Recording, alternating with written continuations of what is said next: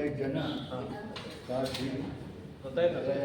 ನನ್ನ ತಮ್ಮ ಸಿಕ್ಕಿದ್ದ ನಿಮ್ಗೆ ಎಲ್ರಿಗೂ ತುಂಬ ಚೆನ್ನಾಗಾಯ್ತು. ನೈಮಿಷಾರಣ್ಯ.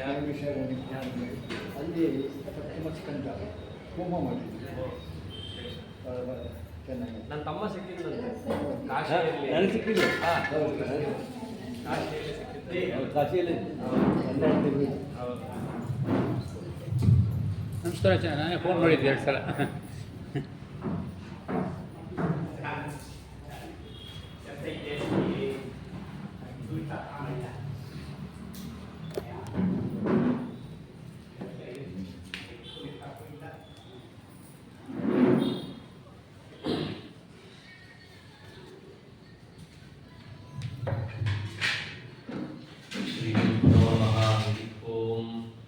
आपादमूलपर्यन्तं गुरूणाम् आकृतिं स्मरेत् तेन विघ्नाः प्रणश्यन्ति सिद्ध्यन्ति च मनोरथाः सदाचारविचाराणाम् आकरान् करुणाकरान् बाळगार्गुरून् वन्दे जालिहाळपदाश्रयान् पूज्याय राघवेन्द्राय सत्यधर्मरताय च भजतां कल्पवृक्षाय नमतां कामधेनवे अस्मद्गुरुसमारम्भां टीकाकृत्पादमध्यमां श्रीमदाचार्यपर्यन्तां वन्दे गुरुपरम्पराम् अभ्रमं भङ्गरहितम् अजडं विमलं सदा आनन्दतीर्थमतुलं भजे तापत्रयापहम् कृष्णाय वासुदेवाय हरये परमात्मने प्रणतक्लेशनाशाय गोविन्दाय नमो नमः। वेदव्यासगुणावास विद्याधीश सतां वश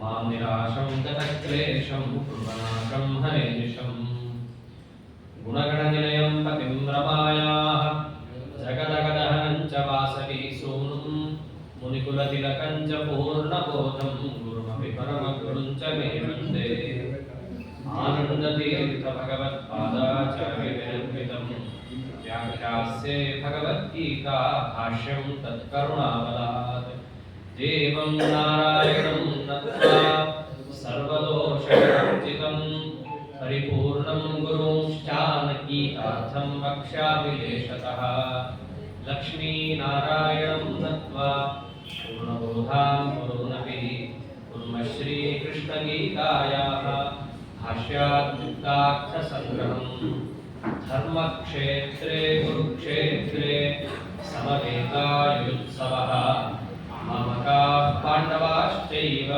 किमकुर्वत सञ्जय अशोच्यानन्वशोचस्त्वं प्रज्ञावादांश्च भाषसे गतासून् अगतासूंश्च नानुशोचन्ति पण्डिताः।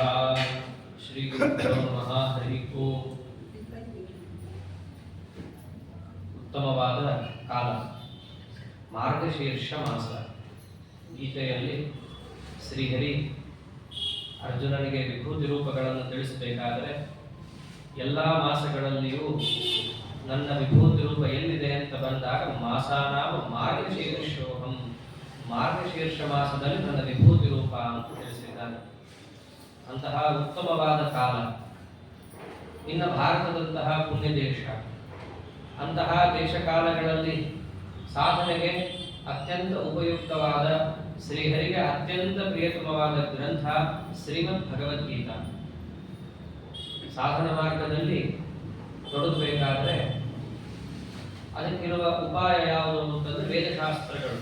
ತೇಷಾಂ ದುಃಖ ಪ್ರಹಾಣಾಯ ಶ್ರುತಿರೇಷ ವಿಧನ್ಯತೆ. ಎಲ್ಲರಿಗೂ ಕೂಡ ನೇರವಾಗಿ ವೇದ ಓದಿ ಅದರಲ್ಲಿರೋ ಅರ್ಥವನ್ನ ತಿಳಿದು ಮನಗಂಡು ಅದರಂತೆ ನಡೆಯುವಂತಹ ಸಾಮರ್ಥ್ಯ ಆಗಲಿ ಅಧಿಕಾರ ಆಗಲಿ ಇರಲ್ಲ. ಆದರೆ ಅದನ್ನು ಬಿಟ್ಟು ಬೇರೆ ದಾರಿ ಇಲ್ಲ. ಅಂಥವರ ಮೇಲೂ ಕಾರುಣ್ಯದಿಂದ ಬಾದರಾಯಣ ರೂಪಿಯಾದಂತಹ ವೇದವ್ಯಾಸ ದೇವರು ನಿರ್ಮಾಣ ಮಾಡಿಕೊಟ್ಟಂತಹ ಗ್ರಂಥ ಶ್ರೀಮನ್ ಮಹಾಭಾರತ. ಎಂಥ ಗ್ರಂಥ ಅಂತಂದ್ರೆ ಆಚಾರ್ಯರು ಹೇಳೋ ಹಾಗೆ ವೇದಶಾಸ್ತ್ರಗಳಿಗೂ ಮಿಗಿಲಾದ ಕೇವಲ ಪರಮಾತ್ಮನ ಬುದ್ಧಿಯಲ್ಲಿಯೇ ಗೋಚರವಾದ ಅಂಶಗಳು ಕೂಡ ಮಹಾಭಾರತದಲ್ಲಿವೆ. ಪರಮಾತ್ಮನ ಬುದ್ಧಿಯಲ್ಲಿರೋದು ಅದನ್ನು ತಿಳಿಸಿದ್ದಾರೆ ಮಹಾಭಾರತದಲ್ಲಿ. ಆದ್ದರಿಂದ ಮಹಾಭಾರತ ವೇದಕ್ಕಿಂತಲೂ ಹೆಚ್ಚು ಅಂತ. ವೇದ ದೇವರನ್ನು ತಿಳಿಸಿಕೊಡ್ಬೋದು ಅಷ್ಟೇ. ಆದ್ರೆ ದೇವರ ತಲೆಯಲ್ಲಿ ಏನಿದೆ ಅನ್ನೋದನ್ನು ವೇದ ಹೇಳಕ್ಕಾಗಲ್ಲ. ಅವನ ತಲೆಯಲ್ಲಿ ಏನಿದೆ ಅಂತ ಅವರೇ ಹೇಳಬೇಕು. ಅದಕ್ಕೆ ಮಹಾಭಾರತ ಅನ್ನೋದು ವೇದಕ್ಕಿಂತಲೂ ಹೆಚ್ಚು. ಅಷ್ಟೇ ಅಲ್ಲ, ವೇದದ ಅರ್ಥವನ್ನ ಪೂರ್ಣ ತಿಳಿಸಿಕೊಡುವಂತಹ ಸಂಹಿತ ಮಹಾಭಾರತ ಸಂಹಿತ ಅಂತ ಹೇಳಿ ಇದನ್ನ ಜಗತ್ತಿಗೆ ಶ್ರೀಹರಿ ಕೊಟ್ಟದ್ದು. ಅಂತಹ ಮಹಾಭಾರತ ಎಷ್ಟಿದೆ? 1,00,000 ಶ್ಲೋಕ, 18 ಪರ್ವ.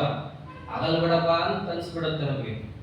ನಮ್ಮ ಶ್ರೇಯಸ್ಸಿಗೇನೆ ಕೊಟ್ಟರು ಕೂಡ ಬಹಳ ಜಾಸ್ತಿ ಆಯ್ತು ಅಂತ ಅನಿಸಿದಾಗ ಅದನ್ನೇನು ಮಾಡಿದ್ರು? ಮಹಾಭಾರತದ ಸಂಗ್ರಹಾತ್ಮಕವಾದ 18 ಪರ್ವಗಳ ಸಂಗ್ರಹಣೆ, 18 ಅಧ್ಯಾಯದ ಭಗವದ್ಗೀತಾ. ಆದಿಪರ್ವದಿಂದ ಹಿಡಿದು ಭವಿಷ್ಯತ್ ಪರ್ವದ ತನಕ ಯಾವ 18 ಪರ್ವಗಳಿದ್ದಾವೋ ಅದೆಲ್ಲ ಪರ್ವಗಳ ಸಂಗ್ರಹವೇ ಈ 18 ಅಧ್ಯಾಯದ ಭಗವದ್ಗೀತಾ. ಆದ್ದರಿಂದಲೇ ಮಹಾಭಾರತದ ಸಾರ ಅಂತ ಕರೆಸಿಕೊಳ್ಳುತ್ತೆ. ಆಚಾರ್ಯರು ಒಂದು ಮಾತಂತಾರೆ, ಮಹಾಭಾರತ ಪಾರಿಜಾತ ಮಧುಭೂತಾಂ. ಮಹಾಭಾರತ ಅನ್ನೋದು ವೇದಶಾಸ್ತ್ರಗಳು ಅನ್ನೋ ಕಲ್ಪವೃಕ್ಷದಲ್ಲಿ ಪಾರಿಜಾತ ಹೂವಿನಂತೆ ಇದ್ದರೆ ಆ ಹೂವಿನಲ್ಲಿರುವ ಮಕರಂದ ಯಾವುದು? ಶ್ರೀಮದ್ ಭಗವದ್ಗೀತಾ. ಅಂದ್ರೆ ಸಾರ ಭಗವದ್ಗೀತಾ ಅನ್ನೋದು. ಅದಕ್ಕೋಸ್ಕರನೇ ಆಚಾರ್ಯರು ಮೊಟ್ಟ ಮೊದಲು ನಿರ್ಮಾಣ ಮಾಡಿದ ಗ್ರಂಥ ಯಾವುದು ಅಂತಂದ್ರೆ ಗೀತಾ ಭಾಷ್ಯಂ ವಿಧಾಯಾಸೋ ಪ್ರಥಮಂ ತುಷ್ಟಿದಂಧರೇ. ಇದೊಂದು ಗ್ರಂಥವನ್ನು ನಾವು ಸರಿಯಾಗಿ ಮನಗಂಡು ಅದರಂತೆ ನಡೆದರೆ ಸಾಕು, ಪರಮಾತ್ಮನಿಗೆ ಅತ್ಯಂತ ಸುಪ್ರಸನ್ನತೆಯನ್ನು ನಾವು ಉಂಟು ಮಾಡಬಹುದು. ಒಂದು ಗ್ರಂಥ ಸಾಕು, ಎಲ್ಲ ಓದ್ತೀವಿ ಅಂದ್ರೆ ಆಗೋದಿಲ್ಲ. ಎಷ್ಟಿದೆ ನೀವು ಓದಕ್ಕೆ? ಸುಮ್ಮನೆ ತೆಗೆದ್ರೆ ಸಾಕು. ಆ ಡಿಕ್ಷನರಿ ನೋಡಿದ್ರೆ ಭಯ ಆಗುತ್ತೆ ನಮಗೆ. ಕೆಟಲಾಗ್ ನೋಡ್ಬೇಕಾಗತ್ತೆ ಅಷ್ಟೇ. ನಾವು ಈ ಪುಸ್ತಕ ಇದೆ, ಈ ಪುಸ್ತಕ ಇದೆ, ಈ ಪುಸ್ತಕ ಇದೆ ಅಂತ ಹೇಳಿ ಆ ಪುಸ್ತಕದ ಒಳಗೇನಿದೆ, ಒಳಗಿದ್ದದ್ದನ್ನು ನಾವೆಷ್ಟು ತಿಳ್ಕೊಂಡಿದ್ದನ್ನು ಎಷ್ಟು ಅಳವಡಿಸ್ಕೊಂಡಿದ್ದನ್ನು ಎಷ್ಟು ಕಾರ್ಯರೂಪಕ್ಕೆ ತಂದಿದ್ದೀವಿ. ಒಂಚೂರು ನಾವೇ ನಮ್ಮ ಮನಸ್ಸಿನಲ್ಲಿ ಪ್ರಶ್ನೆಗಳನ್ನು ಹಾಕಿದ್ರೆ ಉತ್ತರ ಸಿಕ್ಬಿಡುತ್ತೆ. ಹೌದು, ನಮ್ಮ ಯೋಗ್ಯತೆ ಅಲ್ಲ, ನಮ್ಮ ಮೇಲೆ ಆಗಲ್ಲ, ಎಲ್ಲ ಮಾಡಕ್ ಆಗೋದಿಲ್ಲ. ಅದಕ್ಕೆ ಒಂದು ಗ್ರಂಥವನ್ನ ಆಚಾರ್ಯರು ಜಗತ್ತಿಗೆ ಅನುಗ್ರಹ ಮಾಡೋದು. ಅದು ಬದಲಿಗೆ ಹೋಗೋಕ್ ಮುಂಚೆ ನಾರಾಯಣ ದೇವರ ಹತ್ರ ಹೋಗ್ಬೇಕು, ಸುಮ್ಮನೆ ಕೈ ಬೀಸ್ಕೊಂಡು ಹೋಗೋದಲ್ಲ. ದೇವರ ಹತ್ರ ಹೋಗ್ಬೇಕಾದ್ರೆ ಏನಾದರೂ ಕೂಡ ತಗೊಂಡು ಹೋಗ್ಬೇಕು, ಖಾಲಿ ಕೈಯಲ್ಲಿ ಹೋಗ್ಬಾರ್ದು ಅಂತ. ಕೆಲವೊಂದು ಕಡೆ ಖಾಲಿ ಕೈಯಲ್ಲಿ ಹೋಗ್ಬಾರ್ದು ಅಂತಿದೆ. ಆಗ ತಾನೇ ಕೂಸನ್ನ ಹಿಡಿದಂತಹ ಮನೆಗೆ ಹೋಗ್ಬೇಕಂದ್ರೆ ಕೂಸನ್ನ ನೋಡಕ್ ಖಾಲಿ ಕೈಯಲ್ಲಿ ಹೋಗ್ಬಾರ್ದು. ದೇವಸ್ಥಾನಕ್ಕೆ ಹೋಗ್ಬೇಕಂದ್ರೆ ಖಾಲಿ ಕೈಯಲ್ಲಿ ಹೋಗ್ಬಾರ್ದು. ಹೀಗೆಲ್ಲ ನಿಯಮ ಇದೆ. ಯದ್ಯಪಿ ಸ್ವಯಂ ಪರಮಾತ್ಮನ ನಿತ್ಯ ಕಾಣುತ್ತಿದ್ದರೂ ಜಗತ್ತಿಗೆ ಶಿಕ್ಷಣ ಕೊಡ್ಬೇಕಲ್ಲ. ಅದಕ್ಕೆ ಆಚಾರ್ಯರು ಬದಲಿಗೆ ಹೋಗ್ಬೇಕಾದ್ರೆ ಉಪಾಯನ ಅಸ್ಮೈ ಅಂತ ಹೇಳಿದ್ದಾರೆ. ದೇವರಿಗೆ ಒಂದು ಕಾಣಿಕೆಯನ್ನ ಅರ್ಪಿಸುವಂತೆ ಭಗವದ್ಗೀತಾ ಭಾಷೆಯನ್ನು ಅರ್ಪಿಸಿದ್ರು. ಬಂಗಾರದ ಕವಚ ಮಾಡಿಸ್ಲಿಲ್ಲ, ಬೆಳ್ಳಿ ಕವಚ ಮಾಡಿಸ್ಲಿಲ್ಲ. ಯಾಕಂದ್ರೆ ಯತಿಗಳಿಗೆ ಯಾವುದು ಸಂಬಂಧಪಟ್ಟಿಲ್ಲ.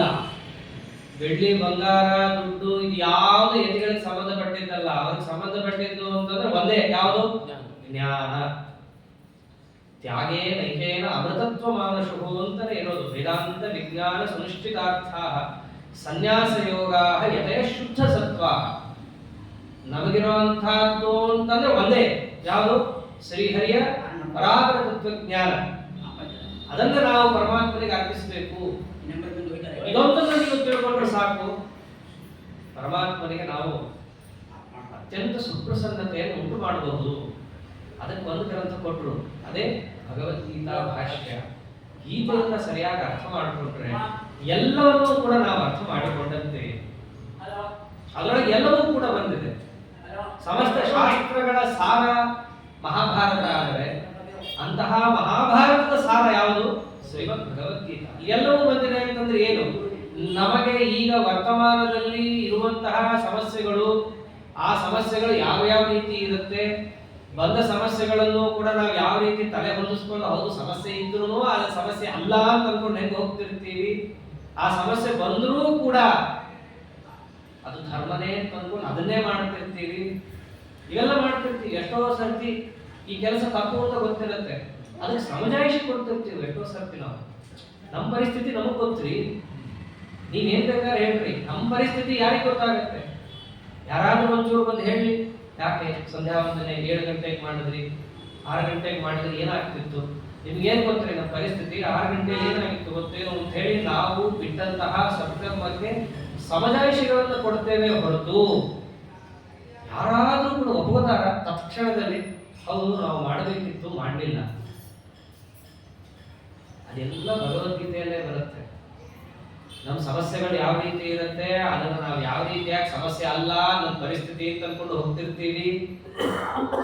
ಮತ್ತು ಅದಕ್ಕೆ ಉತ್ತರ ಏನು? ಹೇಳೋದೆಲ್ಲರಿಗೂ ಸುಲಭ, ಒಳ್ಳೆ ಮನಸ್ಸಿಟ್ಕೊಂಡು ಮಾಡು ಅಂತ ಹೇಳಿ ಬರೋದು ಹೇಗೆ ಆ ಒಳ್ಳೆ ಮನಸ್ಸು? ದೊಡ್ಡ ಸವಾಲಿನ ಬೆಟ್ಟ. ಇದೆಲ್ಲ ನಮ್ಗೆ ಬೇಕಾಗಿರುವಂತಹ ಅಂಶ. ಸಾಧನೆ ಮಾಡು ಅಂತ ಎಲ್ಲರೂ ಹೇಳ್ಬೋದು. ಮಾಡುವಾಗ ಬರೋ ಸಮಸ್ಯೆಗಳ ಪರಿಹಾರ ಹೇಗೆ ಅನ್ನೋದನ್ನು ಹೇಳಬೇಕು ಅಂದ್ರೆ ಭಗವದ್ಗೀತೆಗೆ ನಾವು ಬರಬೇಕು.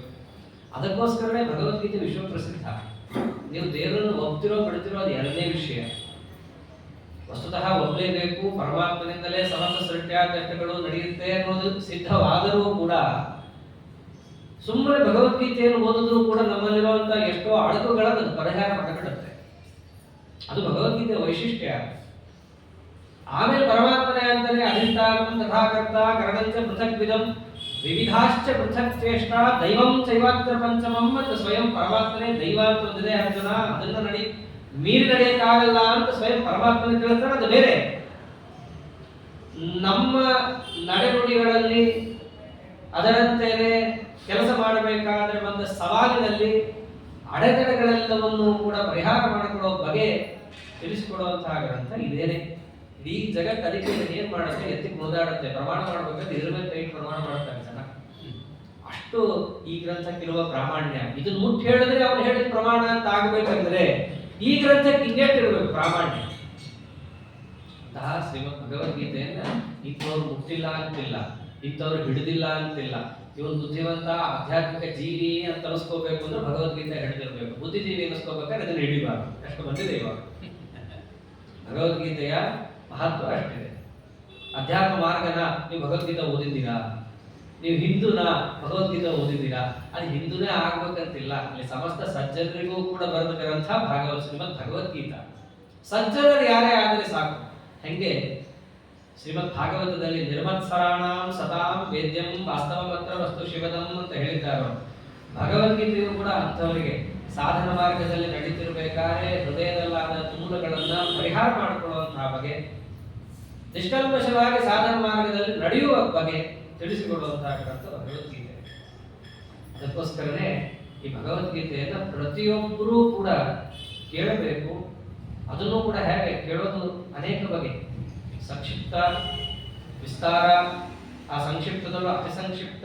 ಈಗ ನಾವೇನು ಹೇಳ್ತಿದ್ದೀವಿ ಕೆಲವೊಂದಿಷ್ಟು ದಿನಗಳು, ಇದು ಯಾವ ಕ್ಯಾಟಗರಿಯಲ್ಲಿ ಇಡಬೇಕು ಅನ್ನೋದು ಬಹಳ ನಮಗೆ ಸಂದೇಹಗ್ರಸ್ತ. ಅತಿ ಸಂಕ್ಷಿಪ್ತಕ್ಕಿಂತಲೂ ಏನಾದರೂ ಒಂದಿದ್ರೆ ಆ ಒಂದು ಇಡಬಹುದು, ಆ ಒಂದು ದರ್ಜೆಯಲ್ಲಿ ಇದನ್ನು ಇಡಬಹುದು. ಕಾರಣ ಎಷ್ಟು ಅದರ ಮೇಲೆ ಮಹಾನುಭಾವರು ಜ್ಞಾನಿಗಳು ಸಾಧನೆಯನ್ನು ಮಾಡಿದವರಿದ್ದಾರೆ. ಅವರ ಅಭಿಪ್ರಾಯವನ್ನು ಕಿಂಚಿತ್ತಾದರೂ ಅನುಸಂಧಾನ ಮಾಡಬೇಕು. ಒಂದಾದರೂ ನಾವು ಸಂಕಲ್ಪ ಮಾಡ್ಕೋಬೇಕು. ಕನಿಷ್ಠ ಪಕ್ಷ ಈ ಭಗವದ್ಗೀತೆಯ ಪ್ರತಿಯೊಂದು ಶ್ಲೋಕ ಜನ್ಮದಲ್ಲಿ ಕೇಳಿ ಅದರ ಅರ್ಥವನ್ನು ತಿಳ್ಕೊಳ್ಳುತ್ತೀವಿ. ಎಲ್ರಿಗೂ ಸಾಮಾನ್ಯ ಕಥೆ ಗೊತ್ತೇ ಇದೆ, ಯಾರಿಗೂ ಗೊತ್ತಿಲ್ಲ. ಅತ್ಯಂತ ಸಂಕ್ಷಿಪ್ತ ಕಥೆ ಎಲ್ರಿಗೂ ಗೊತ್ತಿದೆ. ಯುದ್ಧ ಆಗ್ತಿತ್ತು, ಅರ್ಜುನನಿಗೆ ಯುದ್ಧ ಬೇಡ ಅಂತ ಅನಿಸ್ತು. ಕೃಷ್ಣ ತಲೆ ಹೊಡೆದು ಯುದ್ಧ ಮಾಡು, ಹಂಗೆಲ್ಲ ಮಾಡಬೇಡಪ್ಪ ಅಂತ ಹೇಳ್ದ. ಅರ್ಜುನ ಒಪ್ಪಿಕೊಂಡು ಯುದ್ಧ ಮಾಡ್ದ. ಭಗವದ್ಗೀತೆ ಅತ್ಯಂತ ಸಂಕ್ಷೇಪ. ಇಷ್ಟೇ ತಾನೆ, ಅದು ಬಿಟ್ಟು ಇನ್ನೇನಿಲ್ಲ ತಾನೆ. ಇದನ್ನೇ ಮಾತಾಡ್ತಾರೆ ಎಷ್ಟೋ ಜನ. ಇಷ್ಟೇ ಇಲ್ಲಲ್ಲಿ ಈಗ ಬೇಕಾಗಿಲ್ಲ. ಬಟ್ ಯುದ್ಧ ಬೇಡ ಅಂತ ಆಗಲ್ಲ. ಯುದ್ಧ ಮಾಡ್ತೀನಿ ಅಂತ ಹುಮ್ಮಸ್ತಿಂದ ಹೋಗಿದ್ದೇನು, ಅದ್ರ ಮುಂದೆ ಹಿಂದೆ ಮುಂದೆ ಆಡಿದ ಮಾತುಗಳೇನು, ಎಲ್ಲದಕ್ಕಿಂತ ಮುಖ್ಯವಾಗಿ ಭಗವದ್ಗೀತೆಯ ಉಪೋದ್ಘಾತ ನಾವು ನೋಡಬೇಕು. ಭಗವದ್ಗೀತೆ ಮಹಾಭಾರತದ ಭೀಷ್ಮ ಪರ್ವದಲ್ಲಿ ಬರುವಂತಹ ಒಂದು ಪ್ರಘಟ್ಟಿಕ. ಯುದ್ಧದ ಮೊದಲು ಅಂತ ನೀವೆಲ್ಲರೂ ಅನ್ಕೊಂಡಿದ್ದೀರಿ, ಆದರೆ ಭೀಷ್ಮ ಪರ್ವದ ಮಧ್ಯಭಾಗದಲ್ಲಿ ಬರುವಂತಹದ್ದು. ಭೀಷ್ಮಾಚಾರ್ಯರು 10 ದಿವಸ ಯುದ್ಧ ಮಾಡಿ ಆಗೋಗಿರುತ್ತೆ. ಭೀಷ್ಮ ಪಾತನೂ ಆಗೋಗಿರುತ್ತೆ.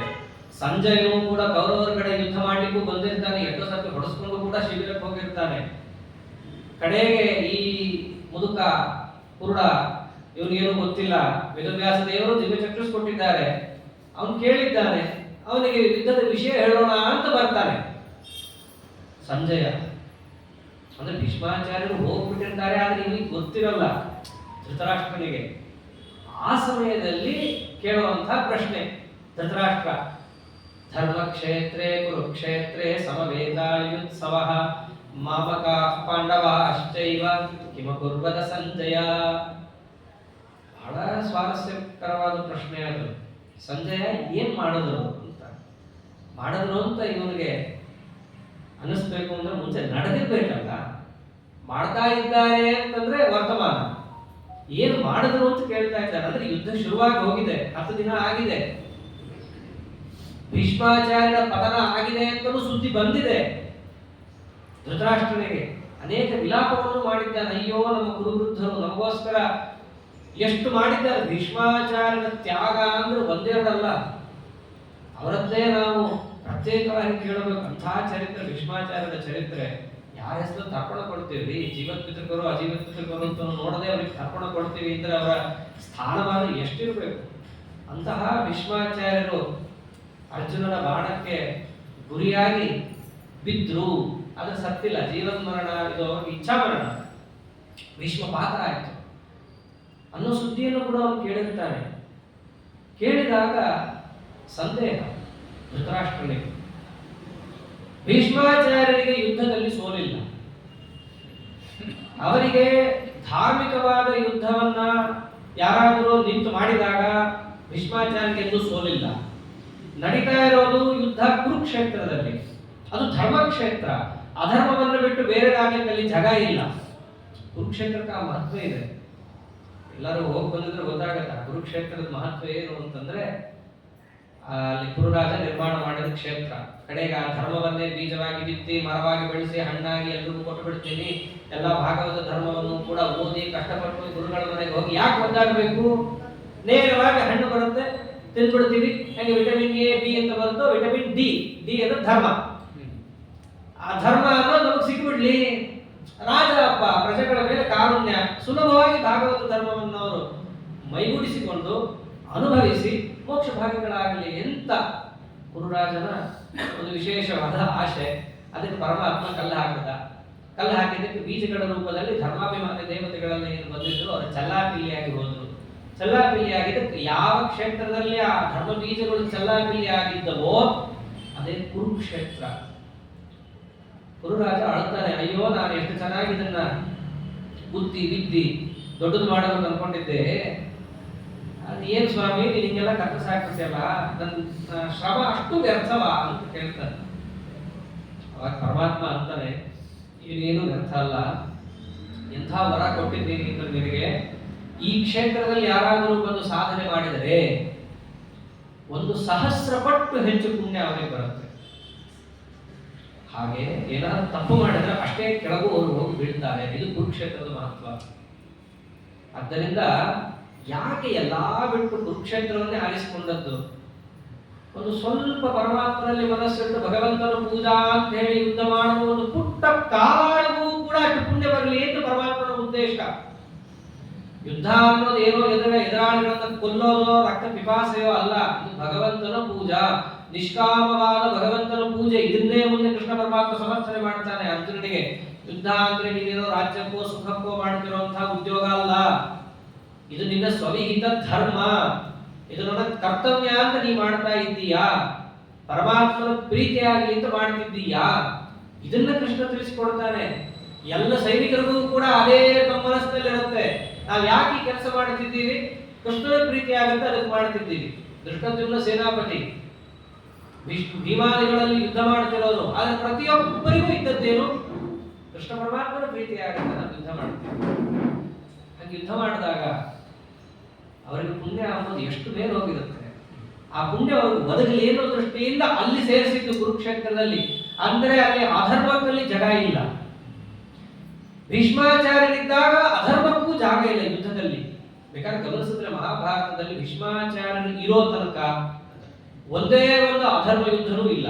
ಸರಿಯಾಗಿ ಸೂರ್ಯೋದಯಕ್ಕೆ ಶಂಕನಾದ ಆಗಬೇಕು, ಸೂರ್ಯಾಸ್ತ ಶಂಕನಾದ ಆಗಬೇಕು, ಮುಗಿತು. ಆಮೇಲೆ ಯಾರಾದ್ರೂ ಶಸ್ತ್ರ ಎತ್ತಿದ್ರೆ ಭೀಷ್ಮಾಚಾರ್ಯ ಬಾರಿಸ್ಕೊಡೋರು. ಅಷ್ಟು ಭೀಷ್ಮಾಚಾರ್ಯರ ದರ್ಪ. ಅರ್ಜುನನೇ ಭೀಷ್ಮಾಚಾರ್ಯರ ಪ್ರತಾಪವನ್ನು ನೋಡಿ, ಧರ್ಮವನ್ನು ನೋಡಿ ಎಷ್ಟು ಹಿಗ್ಗಿರ್ತಾನೋ ಆ ಯುದ್ಧದಲ್ಲಿ. ಅಷ್ಟೇ ಅಲ್ಲ, ಸ್ವಯಂ ದುರ್ಯೋಧನ ಸಹಿತ ಯಾಕೆ ನಮ್ಮ ಮಧ್ಯೆ ಇಷ್ಟು ಓವರ್ ಆಗಿ ಧರ್ಮಾನುಷ್ಠಾನ ಮಾಡ್ತಿದ್ದಾನಂತೂ ಅನ್ಕೊಂಡಿರ್ತಾನೆ. ಎಷ್ಟೋ ಬಾರಿ ಹೇಳಿದ್ದು ಒಂದು 10 ದಿನದಲ್ಲಿ ಬೈದು ಕಳಿಸಿರ್ತಾರೆ ದುರ್ಯೋಧನನ್ನ. ಹೀಗೆ ಆ ಭೀಷ್ಮಾಚಾರ್ಯನಿಗೆ ಅಧರ್ಮ ಇದ್ದಾಗ ಅಧರ್ಮ ಅನ್ನೋದು ನಡೆಯುವಂಗೆ ಇಲ್ಲ. ಧರ್ಮ ಇದ್ದಾಗ ಭೀಷ್ಮಾಚಾರ್ಯರಿಗೆ ಪರಾಜಯ ಇಲ್ಲ. ಅಂತ ಭೀಷ್ಮಾಚಾರ್ಯ ಬಿದ್ದಿದ್ದಾರೆ ಅಂತ ಕೇಳಿದ್ದೀನಿ. ಅಂತ ಧರ್ಮ ಕ್ಷೇತ್ರದಲ್ಲಿ ಭೀಷ್ಮಾಚಾರ್ಯ ಯಾಕೆ ಬಿದ್ರು ಅದು ಅವನ ತಲೆಯಲ್ಲಿದೆ. ಅವ್ರು ಬಿದ್ರು ಅಂದ್ರೆ ಅದ್ ಹಿಂದೆ ಏನೇನಾಯ್ತು ನನಗೆ ಕೊಡು ವಿವರಣೆ ಅಂತ ಅನ್ನೋದಕ್ಕೆ ಮೊದಲು ಏನಿಟ್ಟ ಶಬ್ದ ಏನೇನೋ ಇಡ್ಬೋದಿತ್ತು. ಅದಕ್ಕೆ ಇಟ್ಟಿದ್ದೇನು ಧರ್ಮಕ್ಷೇತ್ರೇ ಕುರುಕ್ಷೇತ್ರೇ. ಇದು ಧರ್ಮಕ್ಷೇತ್ರ ಸಂಜಯ. ಭೀಷ್ಮಾಚಾರ್ಯರಿಗೆ ಧರ್ಮ ಇದ್ದಾಗ ಪರಾಜಯ ಇಲ್ಲ, ಬಿದ್ದಿದ್ದಾರೆ, ಅಧರ್ಮ ನಡೆಯದಿಲ್ಲ, ಮತ್ತೆ ಹೆಂಗಿದ್ರು ಅದಕ್ಕಷ್ಟು ಆಡಿದ್ದಾನು. ಈ ತರ ನಾವು ಭಗವದ್ಗೀತೆ ನೋಡ್ತಾ ಹೋದ್ರೆ ನಮ್ಮ ಜೀವಮಾನ ಪೂರ್ತಿ ನೋಡ್ತಿರ್ಬೇಕು. ದೃಷ್ಟಾಂತಕ್ಕೆ ಒಂದು ಹೇಳಿದೆ ಭಗವದ್ಗೀತೆಯಲ್ಲಿ ಹೇಗಿರುತ್ತೆ ಅಂತ.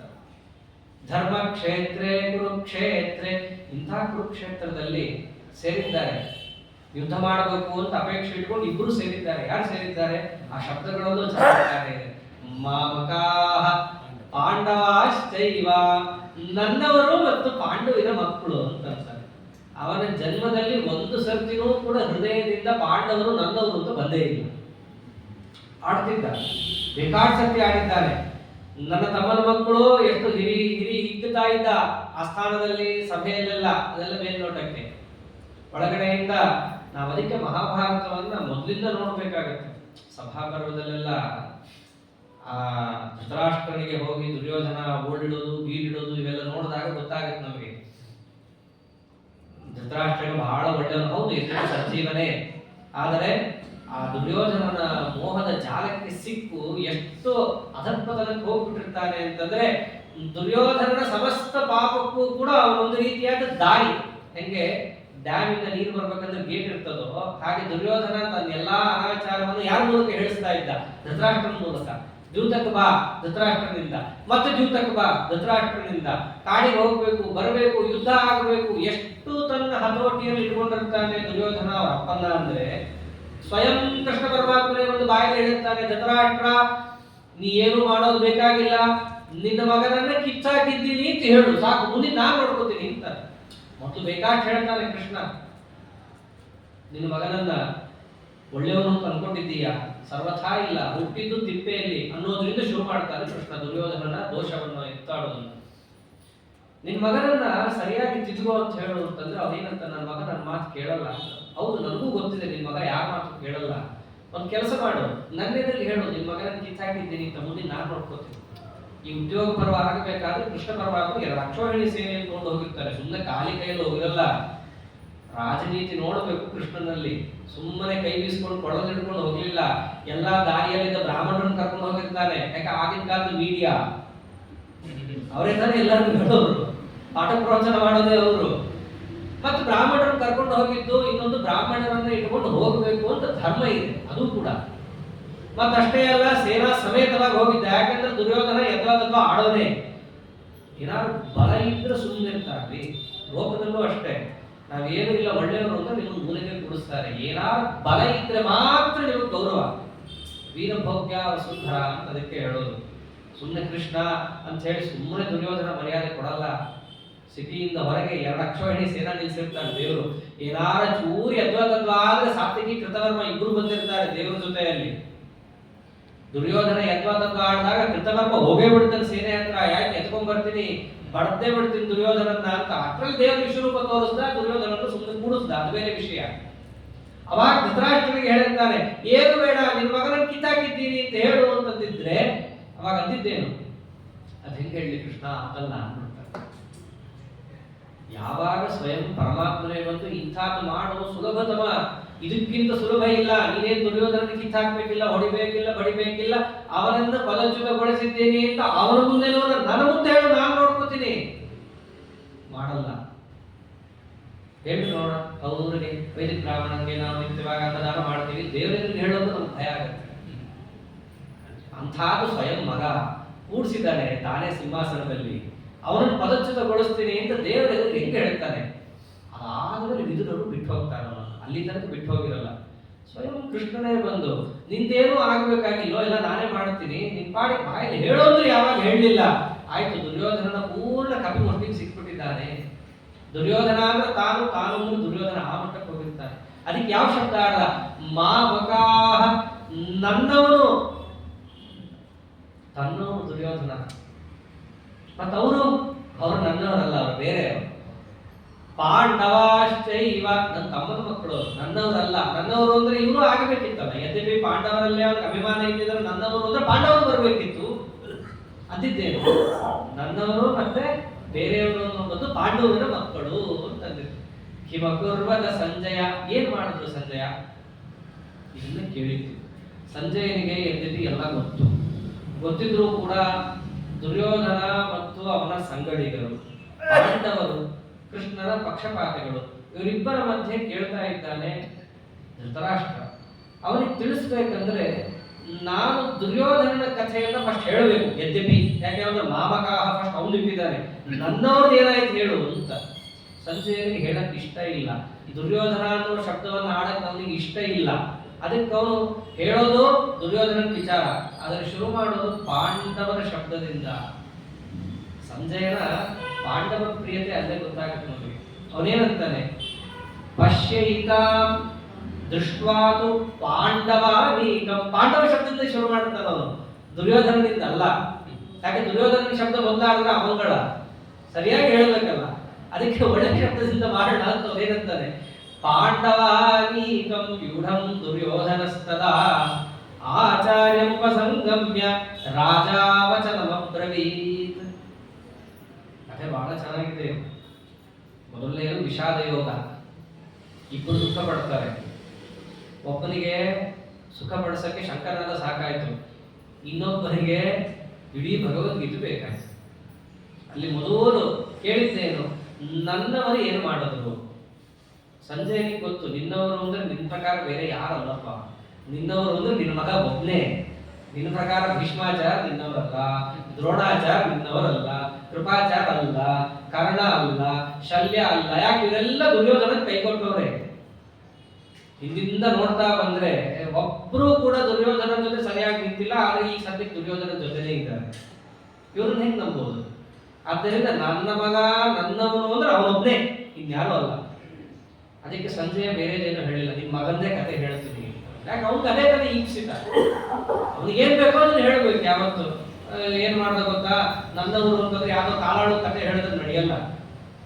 ದುರ್ಯೋಧನಂದೇ ಹೇಳಿದ್ರು, ನಿನ್ ಮಗ ಏನ್ ಮಾಡ್ದ ಗೊತ್ತೇನೋ, ಶಿಬಿರದಿಂದ ಎದ್ದ ಮೊದಲನೇ ದಿವಸ, ಎದ್ದು ಬಿಟ್ಟು ಸೀದಾ ನೋಡ್ದ ಪಾಂಡವರ ಸೇನೆ. ಅದು ಹೆಂಗಿದೆ, ಸರ್ವಸನ್ನದ್ಧ ಒಳ್ಳೆ ವ್ಯೂಹವನ್ನ ಕಟ್ಟುಕೊಂಡು ಒಬ್ಬರೊಬ್ಬರು ಕೂಡ ಆಯಾಯ ಸ್ಥಳಗಳಲ್ಲಿ ಭದ್ರವಾಗಿ ನಿಂತಿದ್ದಾರೆ. ನಿರ್ಮಾಣ ಮಾಡಿದವನು ಯಾರು? ಸಾಕ್ಷಾತ್ ಧೃಷ್ಟದ್ಯುಮ್ನ ಸೇನಾಪತಿ. ಅದನ್ನು ನೋಡಿದ ಮೇಲೆ ಇಷ್ಟು ಚೆನ್ನಾಗಿ ಸೇನೆಯನ್ನು ಕಟ್ಕೊಂಡಿದ್ದಾರೆ ಅಂತ ಹೇಳಿ ಹೊರಟೆ ಸಂಕಟ. ದೃಷ್ಟ್ವಾದು ಪಾಂಡವಾನೀಕಂ ವ್ಯೂಢಂ, ಚೆನ್ನಾಗಿ ಒಳ್ಳೆ ವ್ಯೂಹದಲ್ಲಿದ್ದ ಪಾಂಡವರ ಸೇನೆಯನ್ನು ನೋಡಿದ ಸಂಕಟ ಆಗೋಯ್ತು. ಸಂಕಟ ಆಗಿದ್ದು ಯಾಕೆ? ನಮ್ದು 11 ಲಕ್ಷ ಹೆಣ್ಣು ಇದೆ, ಅವ್ರದ್ದು 7 ಇದೆ. 7 ಇದ್ರು ಒಳ್ಳೆ ಬಲಿಷ್ಠವಾಗಿ ಅಂತಾರಲ್ಲ ಫಾರ್ಮೇಶನ್ ಅಂತ, ಅಷ್ಟು ಚೆನ್ನಾಗಿ ಆ ಸೇನೆಯನ್ನ ಕಟ್ಟಿಕೊಂಡು ಅವರು ಕೂತಿದ್ದಾರೆ. ಇಂಥ ಸೇನೆಯನ್ನ ವ್ಯೂಹ ರಚನೆಯಲ್ಲಿ ನಿಲ್ಲಿಸಿದವನು ಯಾರು ಅಂದ್ರೆ ಧೃಷ್ಟದ್ಯುಮ್ನ. ಅವನೇ ಸೇನಾಪತಿ ತಾನೆ, ಮತ್ತೆ ಅವ್ನು ಹೇಳ್ಕೊಟ್ಟಿರ್ಬೇಕಲ್ಲ. ಅವ್ರ ಹತ್ರ ಹೋಗಿ ಮಾತಾಡೋಣ ಅಂತ ಹೇಳಿ ಎಲ್ಲಿಗೆ ಹೋಗ್ತಾನೆ, ಸಿಟ್ಟು, ಏನಿದು ಇವ್ರಿಗೆ ಹೇಳ್ಕೊಟ್ಟಿದ್ದೀರಲ್ಲ ಅಂತ. ಧೃಷ್ಟದ್ಯುಮ್ನಿಗೆ ಹೋಗಿ ಎಲ್ಲ ಹೇಳ್ಕೊಟ್ಟಿದ್ದೀರಿ, ನೋಡಿದ್ರೆ ಇವನೇ ಎಲ್ಲ ಮಾಡಿ ಕೂತಿದ್ದಾನೆ ಇವಾಗ ಅಂತ ಹೇಳಿ ಎಲ್ಲಿ ಹೋಗ್ತಾ ಇದ್ದಾರೆ ಮಾತಾಡಕ್ಕೆ? ಆಚಾರ್ಯ ಉಪಸಂಗಮ್ಯ, ಅವರ ಆಚಾರ್ಯರು ದ್ರೋಣಾಚಾರ್ಯ ಹತ್ರ ಬಂದು ಮಾತಾಡ್ತಾನೆ. ಯಾರು? ರಾಜಾವಚನ ಅಬ್ರವೀತ್. ಆ ಶಬ್ದ ಚೆನ್ನಾಗಿದೆ, ರಾಜ ದರ್ಬಾರ್ ಮಾಡುವಂತರ ಮಾತಾಡ್ತಾನೆ. ಯದ್ಯಪಿ ಅವನು ರಾಜ ಅಲ್ಲ, ರಾಜ ಧೃತರಾಷ್ಟ್ರನೇ, ಇವನು ಯುವರಾಜ ಅಷ್ಟೇ. ಇವನನ್ನೇನು ಪಟ್ಟಾಭಿಷೇಕ ಮಾಡಿದ್ದು ಯುವರಾಜ ಮಟ್ಟದಲ್ಲೇ ಹೊರತು ರಾಜ ಅಂತಂದ್ರೆ ಧೃತರಾಷ್ಟ್ರನೇ ಇಲ್ಲ. ಅದಕ್ಕೆ ಕೃಷ್ಣ ಹೋಗಿ ಧೃತರಾಷ್ಟ್ರನಿಗೆ ಹೇಳ್ತಾನೆ ಪದಚ್ಯುತಗೊಳಿಸು ಅಂತ ಹೇಳಿ. ಅವಾಗ ಸಂಜಯ ಏನಂತ ರಾಜ, ತಾನು ರಾಜ ಅಂತ ಅಂದ್ಕೊಂಡು ಯಾರ ಹತ್ರ ಬಂದು ಮಾತಾಡ್ತಿದ್ದಾನೆ? ದ್ರೋಣಾಚಾರ್ಯ ಹತ್ರ. ಯದ್ಯಪಿ ಅವನು ಮಾತಾಡಬೇಕಾಗಿದ್ದು ಯಾರ ಹತ್ರ? ಸರಿಯಾಗಿ ಯೋಚನೆ ಮಾಡಿದ್ರೆ ಅಲ್ಲಿ ಸೇನಾಪತಿ ಚೆನ್ನಾಗಿ ಮಾಡಿದ್ದ, ಇಲ್ಲಿ ನಮ್ಮ ಸೇನಾಪತಿಗಳು ಭೀಷ್ಮಾಚಾರ್ಯರು ಹೋಗೋದೇ ಇಲ್ಲ. ಅವನಿಗೆ ಸಂಕಟ, ಏನಿದು ಇಷ್ಟು ಚೆನ್ನಾಗಿ ಮಾಡ್ಬಿಟ್ಟಿದ್ದಾನೆ, ಯಾರು ಹಿಂಗೆ ಮಾಡಿದ್ದಾರೋ ಅವ್ರ ಗುರುಗಳನ್ನು ಬೈಬೇಕು ಇಷ್ಟೇ. ಏನ್ರಿ ಇಂಥವ್ರು ಹೇಳ್ಕೊಟ್ಟಿದ್ದೀರಲ್ರಿ ನೀವು ಅಂತೀವೋ ಇಲ್ಲೋ. ಹಾಗೆ ಸೀದಾ ಎಲ್ಲಿ ಬಂದ? ದ್ರೋಣಾಚಾರ್ಯ ಹತ್ರ ಬಂದ. ಅಂದ್ರೆ ಒಟ್ಟಲ್ಲಿ ಭೀಷ್ಮಾಚಾರ್ಯ ಕಂಡ್ರು ಅವ್ರಿಗೆ ನಂಬಿಕೆ ಇಲ್ಲ. ಭೀಷ್ಮಾಚಾರ್ಯರು ಯದ್ಯಪಿ ಹೋಗಿ ಪಾಪ ಎಷ್ಟೋ ಒದ್ದಾಡಿದ್ದಾರೆ. ಆ ಭೀಷ್ಮಾಚಾರ್ಯ ಕಥೆ ಕೇಳಿದ್ರೆ ಈ ದುರ್ಯೋಧನನ್ಗೆ ಏನಾದ್ರೂ ಕೂಡ ನಗು ಬರ್ಲಿ, ಎಷ್ಟೋ ಕೂಸುಗಳಿರುತ್ತೀರಿ, ಆ ನಗ್ತಾನೆ ಇರಲ್ಲ, ಏನೇನೋ ಡ್ಯಾನ್ಸ್ ಮಾಡ್ತೀವಿ, ಹೀಗೆ ಅಂತೀವಿ, ಮಾಡೋದೇ ಇಲ್ಲ. ದುರ್ಯೋಧನ ಆ ಒಂದು ಇದಕ್ಕೆ ಸೇರಿದವನು. ಏನ್ ಮಾಡಿದ್ರೂ ಸಮಾಧಾನ ಇಲ್ಲ ಅವನಿಗೆ. ಕಡೆಗೆ ಅವನು ಭೀಷ್ಮಾಚಾರ್ಯ ಜೊತೆ ಬಿಟ್ಟು ದ್ರೋಣಾಚಾರ್ಯ ಹತ್ರ ಬಂದು ಮಾತಾಡ್ದ. ಅಂದಿದ್ದೇನು ಅವರು, ಪಶ್ಯೈತಾಂ ಪಾಂಡಪುತ್ರಾಣಾಮಾಚಾರ್ಯ ಮಹತಿ ಚಮೋ. ಪಾಂಡಪುತ್ರಾಣಾಮಾಚಾರ್ಯ, ಪಾಂಡವರ ಆಚಾರ್ಯರೇ. ನಮ್ಮ ಆಚಾರ್ಯರಲ್ಲಿ ನೀವು ಯಾಕೆ ಹೊಗಳ್ತಾ ಇದ್ದೀರಾ? ನಿತ್ಯ ಹೊಗಳೋದು.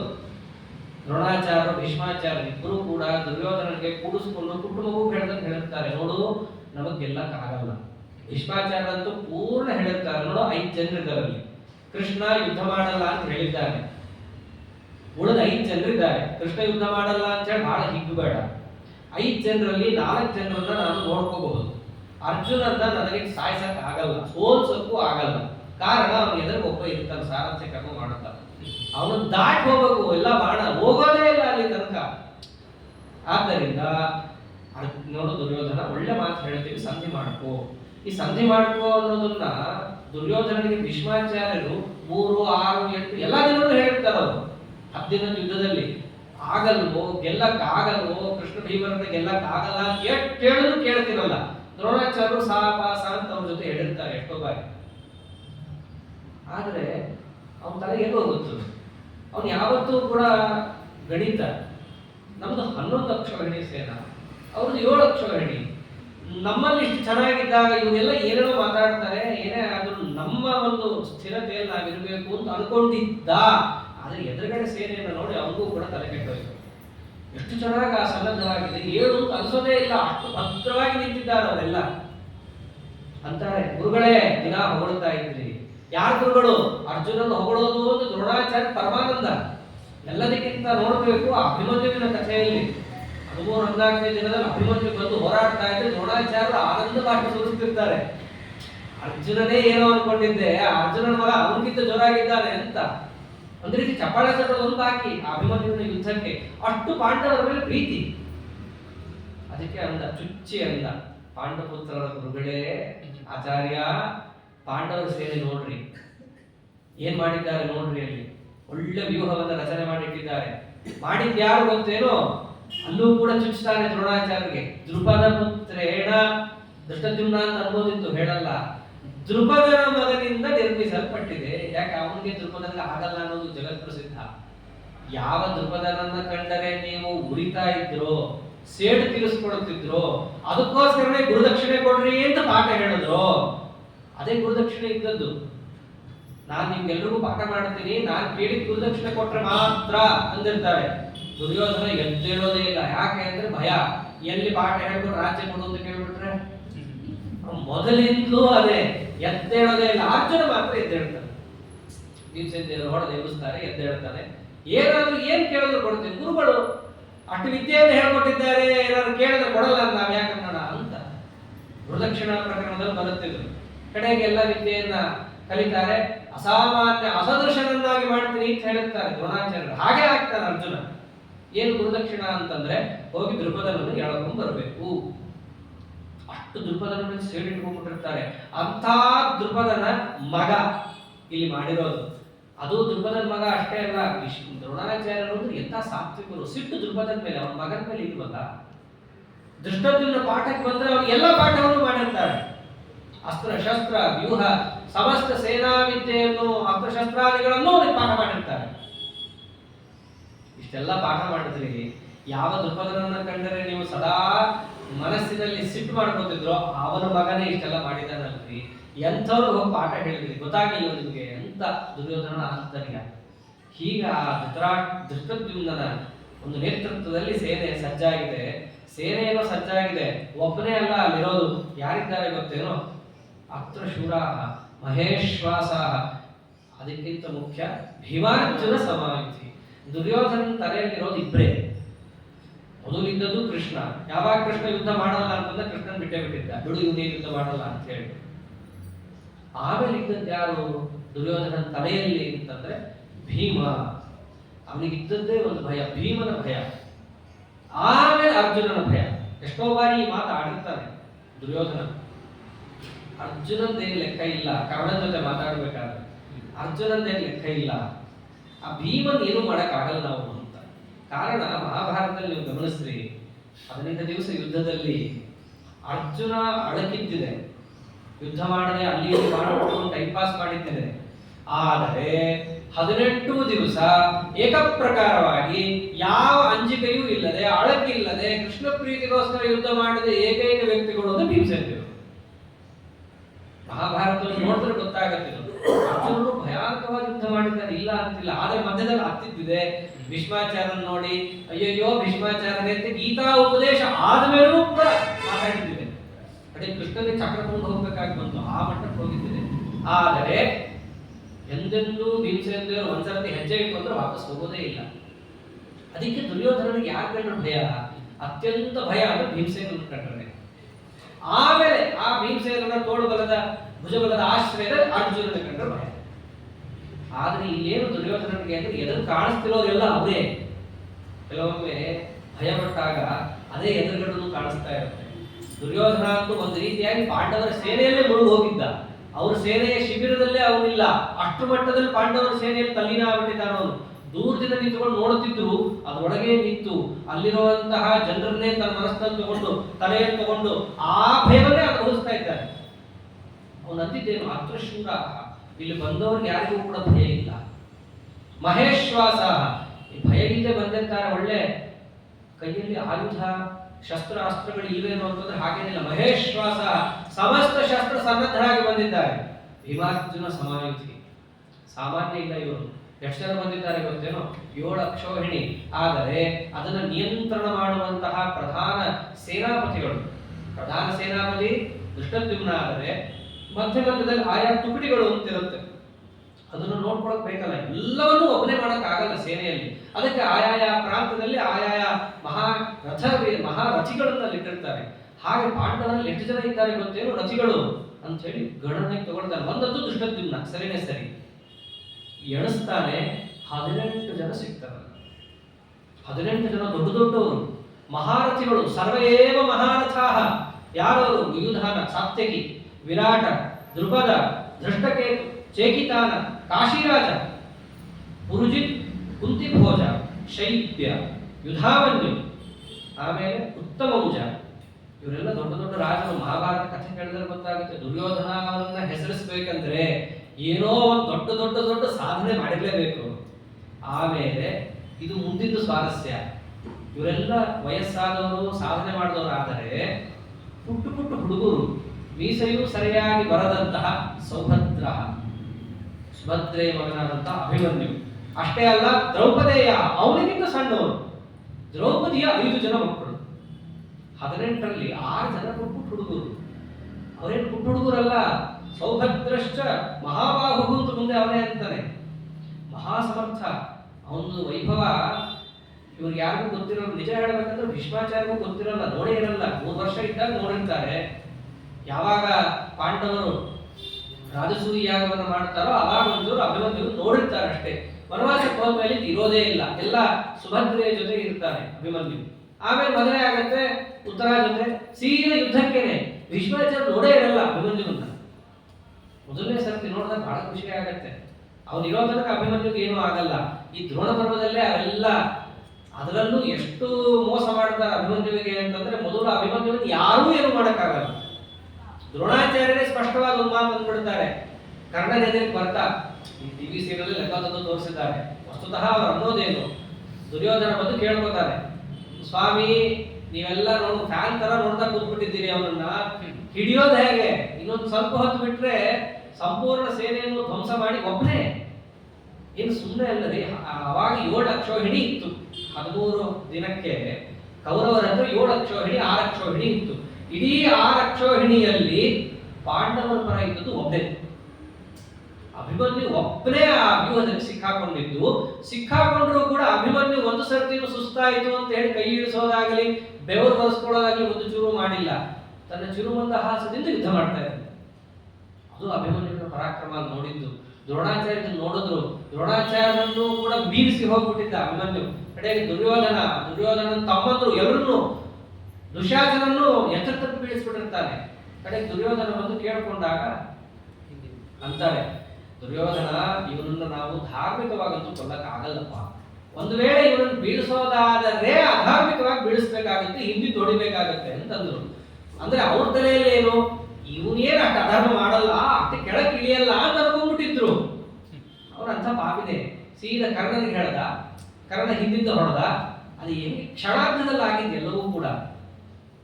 ಅಲ್ಲಿ ತನಕ ಅಭಿಮನ್ಯುವಿನ ಬಿಲ್ಲಿನ ದಾರ ಸಹಿತ ಯಾರಿಗೂ ಕಾಣಿಸ್ತಾ ಇರಲಿಲ್ಲ. ಯಾಕೆಂದ್ರೆ ಅವ್ರು ನಿಲ್ಲಕ್ಕೆ ಬಿಟ್ಟಿರ್ಲಿಲ್ಲ ಆ ದಾರವನ್ನ. ಹಾಗೆ ಬಾಣ ಪ್ರಯೋಗವನ್ನು ಮಾಡ್ತಾ ಹೋಗಿತ್ತು ವೈಭವ. ಯಾವಾಗ ಮುಂದೆ ನುಗ್ಗಿ ಬಿಟ್ಟಿದ್ದಾರೋ ಕರ್ಣ ಹಿಂದಿಂದ ಕ್ಷಣಾರ್ಧದಲ್ಲಾಗಿದ್ದು ಕವಚ ಒಬ್ಬ ಬಾಣದ ದಾರ ಬಿಲ್ಲಿನ ದಾರವನ್ನು ಒಬ್ಬ ಹೊಡೆದ.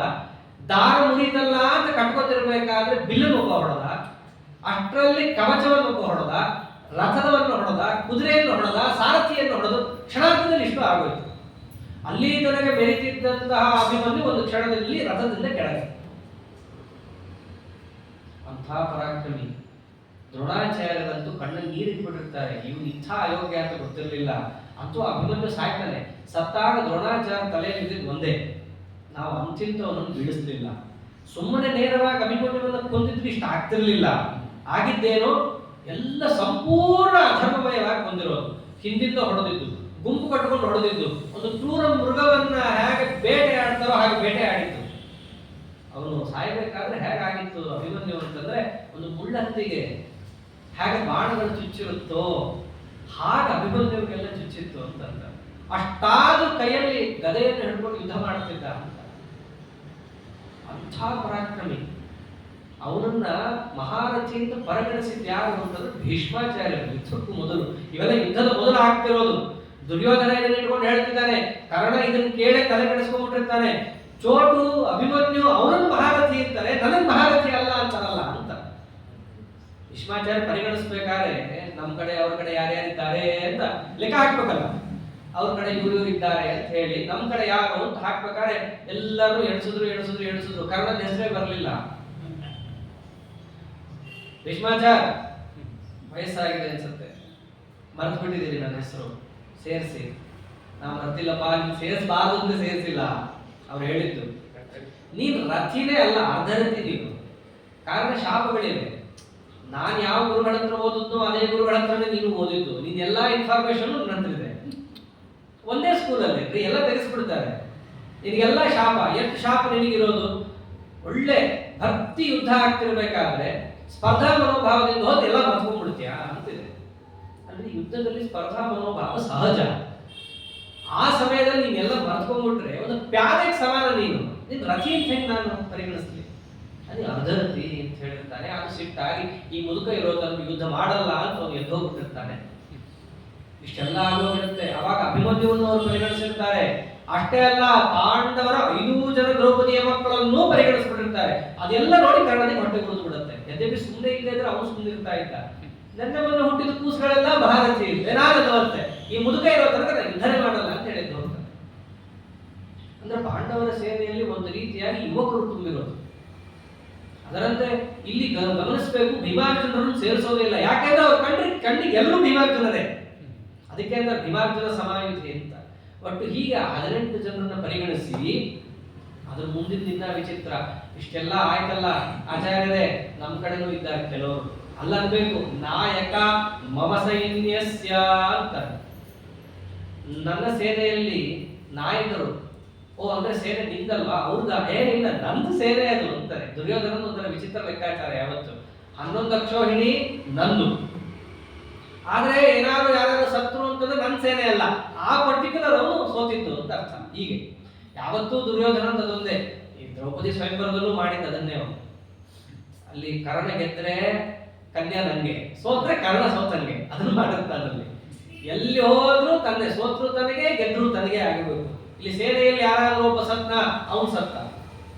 ಆದ್ರೆ ಸೇನೆ ಯಾರು? ನಮ್ದು. ಎಲ್ಲ ದುರ್ಯೋಧನನ ದುಷ್ಟಬುದ್ಧಿ.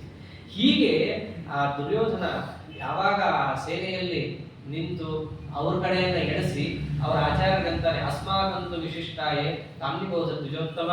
ನನ್ನ ಕಡೆ ಇರುವಂತಹ ವಿಶಿಷ್ಟರು ಯಾರ್ಯಾರಿದ್ದಾರೆ ಅದನ್ನು ಹೇಳ್ತೀನಿ, ಒಂದು ಸ್ವಲ್ಪ ನಿಮ್ಮ ಕಡೆಯೂ ತಗೊಳ್ರಿ. ನಮ್ಮ ಕಡೆ ಯಾರಿದ್ದಾರೆ ಗೊತ್ತೇನೋ? 11 ಅಕ್ಷೋಹಿಣಿ ಹೆಸರಿಗೆ ನೋಡ್ಕೊಳಕ್ ಯಾರಿಲ್ಲ. ನಮ್ಮ ಕಡೆ ಹೇಳ್ಕೊಡುವಂಥವ್ರು ಅಂತ ಯಾರೂ ಇಲ್ಲ. ಯಾರು? ಅವ್ರ ಕಡೆ ಎಂಥ ಯುವಕರು ಹೋರಾಡಿದ್ರೆ ನಮ್ಮ ಕಡೆ ಹೋರಾಡೋರೆಲ್ಲ ಮುದುಕರು. ಭವಾನ್, ನೀವು ಬ್ರಾಹ್ಮಣರು ಲೆಕ್ಕ ಇಲ್ಲ. ನೀವೇ ಯುದ್ಧ ಮಾಡ್ತೀರಿ ಕ್ಷತ್ರಿಯರ ಮುಂದೆ. ಹಾಗಾಗಿ ನೀವು ಇನ್ನು ಭೀಷ್ಮಶ್ಚ, ವಯಸ್ಸಾಗೋಗಿದೆ, ಹಣ್ಣು ಮುದುಕರಾದ ಭೀಷ್ಮಾಚಾರ್ಯರು.